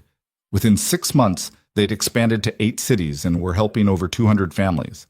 She hired more staff, built partnerships with organizations across the country, and found herself working harder than she had at Carter Holdings. But it was different now. This work mattered. Every family they helped, every single parent who didn't have to choose between childcare and making rent, every kid who got the support they needed, it all added up to something real. One afternoon, a woman named Jennifer came to the office. She was 34, recently divorced, raising 2 kids while working 2 jobs. The foundation had helped her with legal fees during the divorce and connected her with affordable childcare. I just wanted to say thank you, Jennifer said, her voice shaking slightly. 6 months ago, I didn't know how I was going to survive. Now my kids are in a good daycare. I got a promotion at work, and I'm actually sleeping at night. You gave me my life back. After Jennifer left, Evelyn sat in her office and cried. Not sad tears, relief, purpose. The bone-deep satisfaction of knowing her work actually helped people instead of just moving numbers around on a spreadsheet. This was what success was supposed to feel like. Chloe's 9th birthday arrived in early October. She wanted a party at the house with her friends from school. Evelyn spent 2 weeks planning it with the intensity she'd once reserved for corporate acquisitions. Decorations, games, a cake shaped like a unicorn that looked nothing like a unicorn, but Chloe loved anyway. The party was chaos. 12 9-year-olds running around the backyard, high on sugar and excitement. Evelyn had no idea what she was doing. Liam wasn't much better. But they stumbled through it together, refereeing arguments about whose turn it was on the swing and cleaning up spilled juice and somehow keeping all the children alive until their parents came to pick them up. When the last kid left, Evelyn collapsed on the couch. How do teachers do this every day? They're superheroes. Or masochists. Maybe both. Liam sat beside her, equally exhausted. But Chloe had a great time. That's what matters. Chloe came running into the living room, still wearing her party hat, her face flushed with happiness. That was the best birthday ever. Thank you, thank you, thank you. She threw her arms around both of them. Evelyn held her close, breathing in the smell of cake and kid sweat and pure joy. You're welcome, sweetheart. Can I ask you something? Chloe said, pulling back to look at Evelyn seriously. Always. Can I call you Mom? Not like instead of my real mom, but like because you are kind of my mom now. If that's okay. Evelyn's throat closed up. She looked at Liam, who had tears in his eyes. He nodded slightly. Yeah, Evelyn managed. That's more than okay. Okay, good, because I've been wanting to, but I wasn't sure if it was allowed. Chloe hugged her again. Love you, Mom. Love you too, baby. After Chloe went to bed that night, Evelyn stood in the backyard trying to process what had just happened. She was a mother now. Not officially, not legally, but in all the ways that mattered. A 9-year-old girl had just chosen to call her mom. The responsibility of it was staggering. Liam found her there, wrapped a blanket around her shoulders. You okay? I'm terrified. Good. Means you're taking it seriously. What if I let her down? You won't. And if you do sometimes, she'll forgive you. Kids are resilient like that. I want to do right by her, by both of you. Then you will. You're the most determined person I've ever met. When you commit to something, you go all in. He paused. Speaking of which, I have something to ask you. Okay? Liam took a breath, pulled a small box from his pocket, opened it to reveal a simple diamond ring. Evelyn's heart stopped. I know this is fast, he said. I know we've only been together a year, but I also know I want to spend the rest of my life with you. I know I want Chloe to have you as her mom, officially, legally, permanently. I know I love you more than I thought I could love anyone after Sarah. So, Evelyn Carter, will you marry me? Evelyn looked at the ring, at Liam's hopeful, nervous face, at the small house with the peeling paint and overgrown garden, at the life she'd stumbled into when her car broke down on a country road. This wasn't the life she'd planned. It wasn't the success she'd imagined. It wasn't anything her father would have wanted for her. It was everything she'd never known she needed. Yes, she said.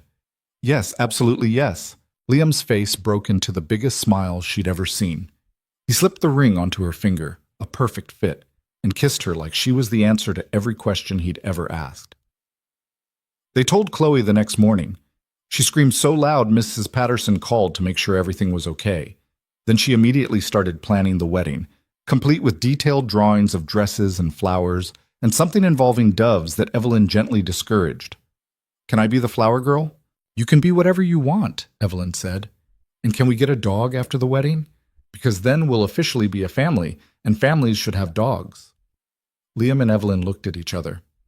We'll think about it, Liam said. That's parent code for yes. Chloe ran off to tell Mrs. Patterson the news. They got married 6 months later in the backyard of their house. It was small and simple and nothing like the elaborate society wedding Evelyn's younger self had vaguely imagined. 50 people. Folding chairs. Flowers from the local grocery store.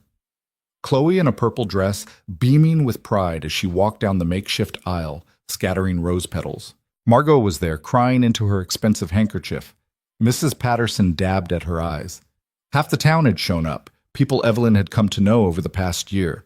Her neighbors, Chloe's teachers, regular customers from Liam's garage, her community. When Liam said his vows, his voice cracked. A year and a half ago, a woman's car broke down outside my garage. I had no idea that helping her would change my entire life. Evelyn, you walked into our lives and made us whole again. You gave Chloe a mother. You gave me a partner. You gave us both a future we'd stopped believing was possible. I promise to love you, support you, and never let you forget how extraordinary you are. Evelyn's turn. She'd written and rewritten her vows a dozen times, trying to find words adequate to the enormity of what she felt.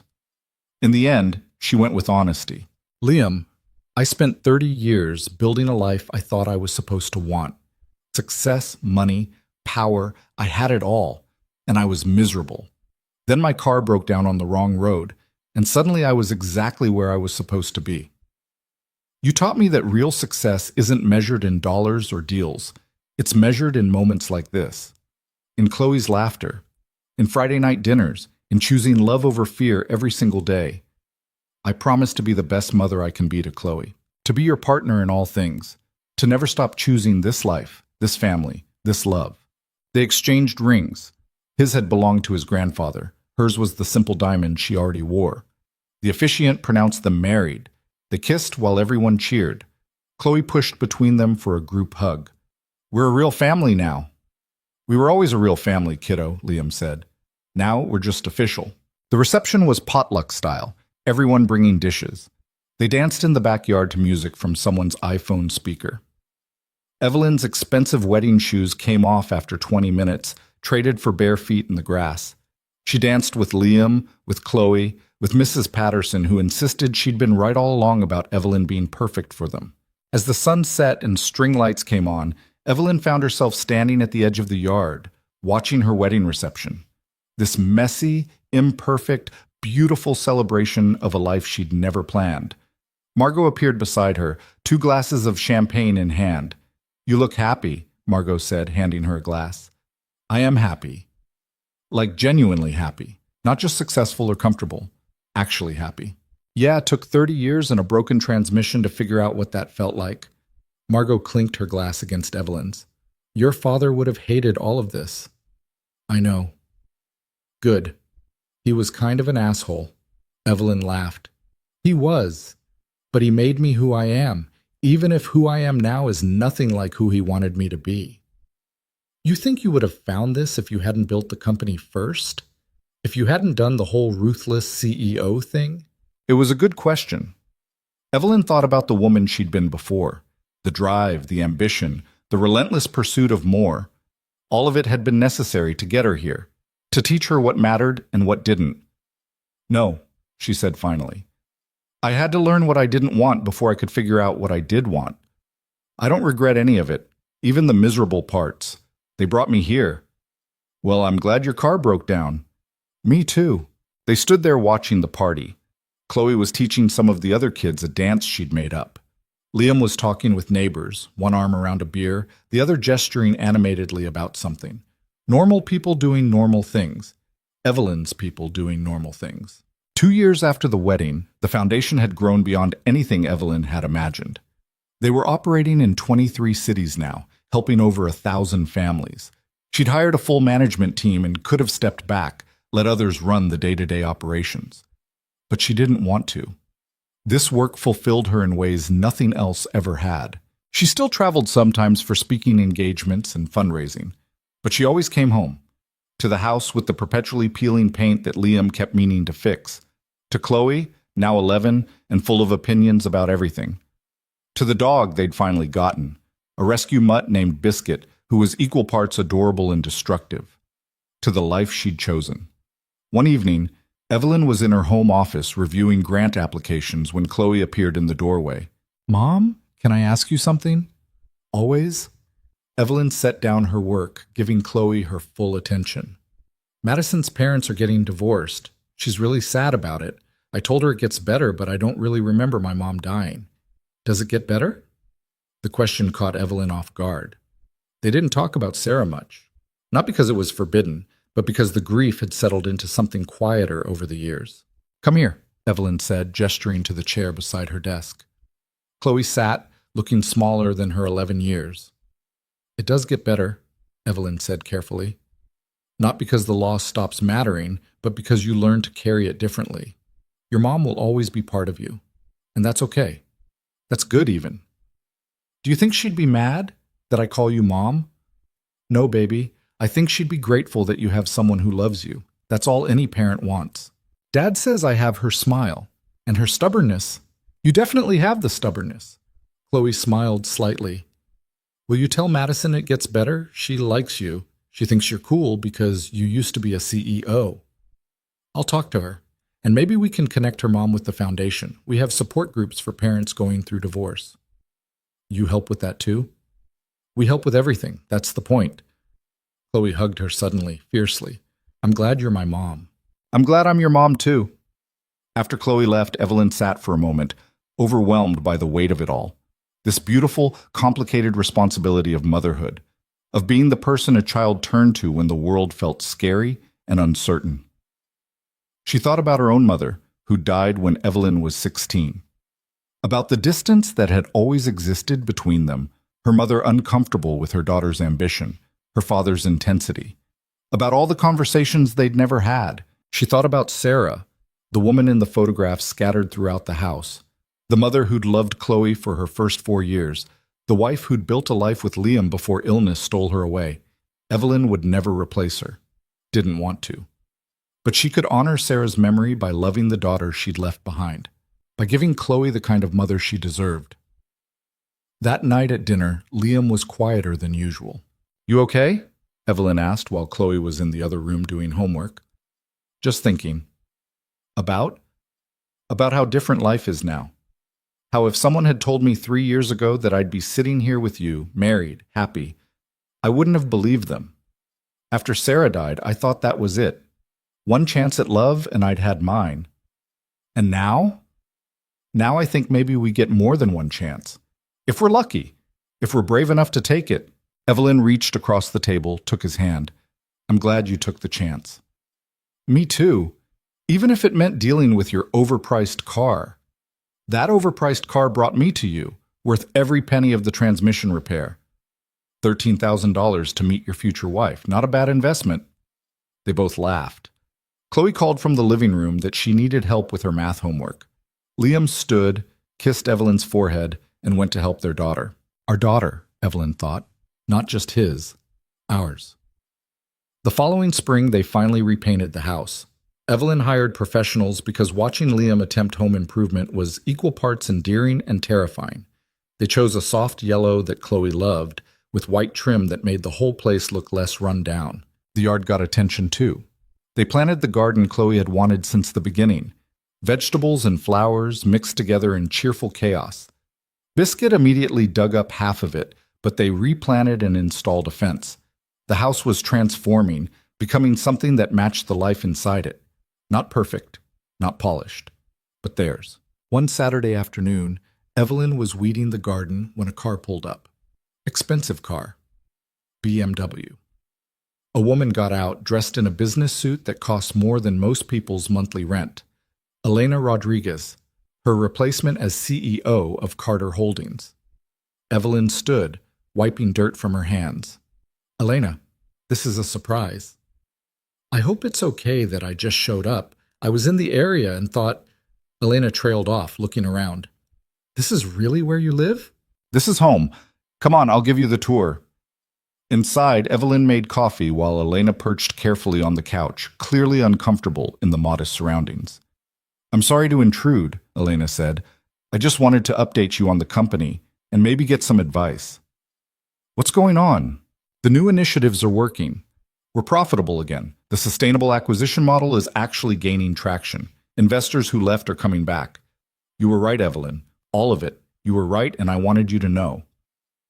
Something loosened in Evelyn's chest. Validation she hadn't known she needed. That's incredible. I'm really happy for you, for the company. Do you ever regret it? Walking away?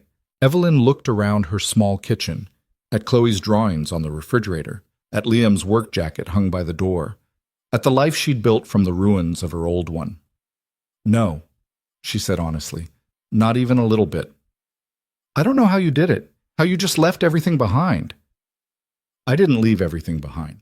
I left behind the things that were killing me. There's a difference. Elena nodded slowly. I've been working 80-hour weeks, missing my kids' school events. My husband barely recognizes me anymore. And I keep thinking, is this what it takes to be successful? That depends on how you define success.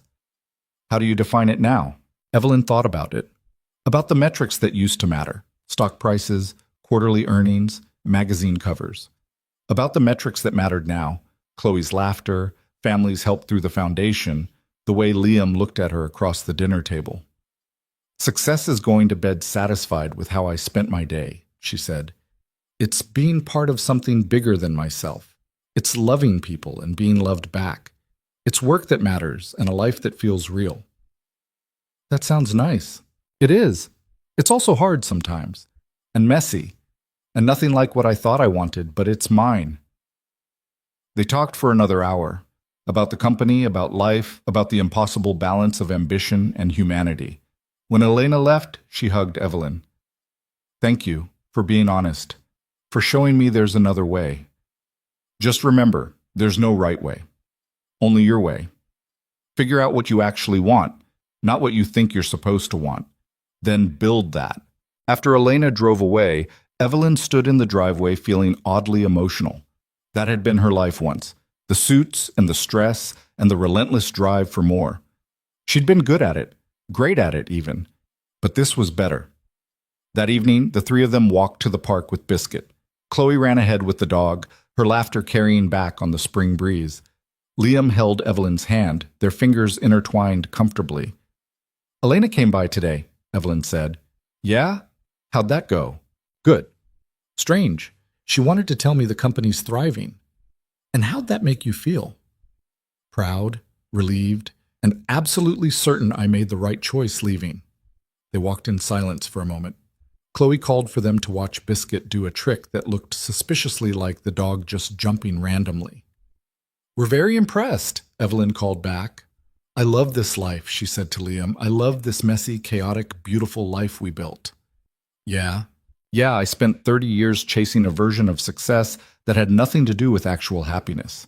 And I was good at it. I achieved everything I set out to achieve, but I was miserable. And now? Now I'm happy, really, truly happy, for the first time in my life. Liam stopped walking, turned to face her. You know what I think? What? I think your car breaking down was the best thing that ever happened to both of us. Evelyn laughed. A $13,000 transmission repair changed our lives. Worth every penny. That's what I told you earlier. Great minds think alike. That's why we're married. Chloe ran back to them, Biscuit panting happily at her heels. Can we get ice cream on the way home? It's almost dinner time, Liam said. Please? I'll eat all my vegetables at dinner. Double vegetables. Triple vegetables. Evelyn and Liam looked at each other. This happened frequently now, these small negotiations, this shared parenting. Fine, Evelyn said. But you're holding to that triple vegetables promise. Yes! Chloe pumped her fist in the air. They walked to the ice cream shop, a local place that made everything from scratch. Chloe got chocolate with rainbow sprinkles. Liam got vanilla. Evelyn got salted caramel and let Chloe steal bites. They sat on a bench outside the shop, watching the town move around them. People Evelyn knew now. The librarian, the woman who ran the hardware store, Chloe's soccer coach, her community. This was what mattered. Not boardrooms or profit margins or magazine covers. This, family, community, love, real things, true things. Things that couldn't be bought or leveraged or traded. Things that lasted. 5 years after Evelyn's car broke down on that country road, she stood in front of an audience of 300 single parents at the Foundation's annual conference. She'd been asked to give the keynote speech. She looked out at the crowd. Parents who were struggling, parents who were surviving, parents who were doing the impossible work of raising children alone while the world told them they weren't enough. I'm not here to tell you that everything happens for a reason, Evelyn began, because that's bullshit. Bad things happen randomly, cars break down, people die, marriages fall apart. Life doesn't care about your plans. She paused, letting the honesty settle. But I'm here to tell you that who you are in the midst of difficulty matters.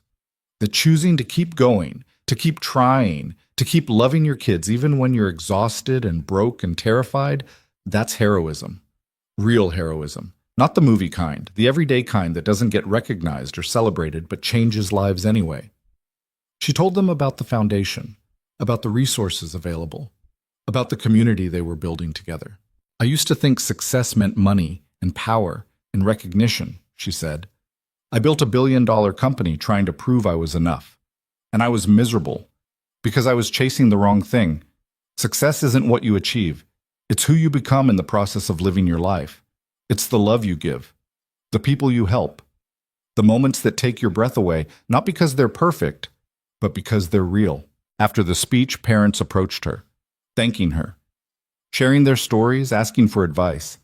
Evelyn listened to each one, remembering what it felt like to be lost, to feel like she'd failed, to wonder if happiness was even possible. It was. She was living proof. That night, she came home to find Liam teaching Chloe how to change a tire in the driveway. Their daughter, now 13 and full of teenage attitude, was arguing that nobody needed to know this anymore because of roadside assistance apps. And when you're somewhere without cell service, Liam countered, then I'll use my brain to figure it out. You're using your brain right now by learning this skill. This is child labor. This is basic life knowledge. Evelyn watched them bicker affectionately, love swelling in her chest. This was her family. This was her life. How was the conference? Liam asked when he noticed her. Good. Hard. Important. That's your sweet spot.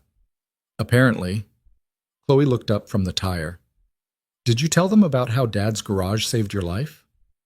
I told them my car broke down and led me to everything I actually needed. That's romantic, in a weird, car-related way. Everything about your mom and me is weird, Liam said. But it works. That night, after Chloe was asleep and the dishes were done and the dog was walked, Evelyn and Liam sat on the back porch. Their ritual. Their quiet moment at the end of each day. You ever think about what would have happened if your car hadn't broken down? Liam asked. Sometimes. I probably would have gone to that blind date. Probably would have married someone appropriate. Probably would have been quietly miserable for the rest of my life. Sounds terrible. It would have been. But I also wouldn't have known what I was missing. You can't mourn a life you never imagined. But you imagined this one? No. This one surprised me. This one broke through all my carefully constructed plans and showed me what actually matters. Liam took her hand. I'm glad your car broke down. Me too. Best $13,000 I ever spent. They sat there in comfortable silence. Above them, stars scattered across the darkness. The same stars that had watched her drive down a country road 5 years ago, frustrated and alone. The same stars that had been there when a mechanic offered help to a stranded stranger. The same stars that would be there tomorrow, and the day after, and every day of this messy, beautiful life she'd chosen. Evelyn thought about the woman she'd been, driven, successful, empty. She thought about the journey that had brought her here, the car breaking down, the garage, the little girl who'd asked if she was a princess, the man who'd seen past her success to the person struggling underneath. She thought about the company she'd built and walked away from, about the foundation that mattered more than profit margins ever could, about Chloe calling her mom, about vows spoken in a backyard, about choosing love over fear again and again and again. Sometimes life breaks down at exactly the right moment. Not because there's some cosmic plan or divine intervention, just because randomness and choice and human connection collide in ways that change everything. 5 years ago, Evelyn had been on her way to perfection, to another appropriate date with another appropriate man leading to another appropriate life that would have looked right from the outside while feeling wrong from within. Instead, her car had died on a forgotten road, and a mechanic with rough hands and honest eyes had offered her a tow, not just for her car, for her entire life. She thought she was building towards something her whole career. Turned out she'd been building away from the thing she actually needed. Sometimes you have to lose your way to find your way. Sometimes the road you think you're on is the wrong one entirely. Sometimes breaking down is the only way to break free. Evelyn squeezed Liam's hand. He squeezed back. Tomorrow she'd wake up early to work on grant applications. She'd help Chloe with homework and argue about screen time. She'd have dinner with her family around a table that was too small but felt just right. She'd live a life that looked nothing like success was supposed to look. And she'd be happy. Not perfect, not polished, not the kind of happy that makes it onto magazine covers. The real kind. The hard-earned kind. The kind that comes from choosing what matters over what impresses. The kind that lasts. Somewhere out there, a woman's car was probably breaking down. Maybe she was on her way to something that looked right but felt wrong. Maybe she was lost and didn't know it yet. Maybe she needed her life to fall apart so she could rebuild it into something true. Evelyn hoped that woman found her garage, found her Liam, found her way home. Because the wrong road, it turns out, sometimes leads to exactly the right place. You just have to be brave enough to follow it.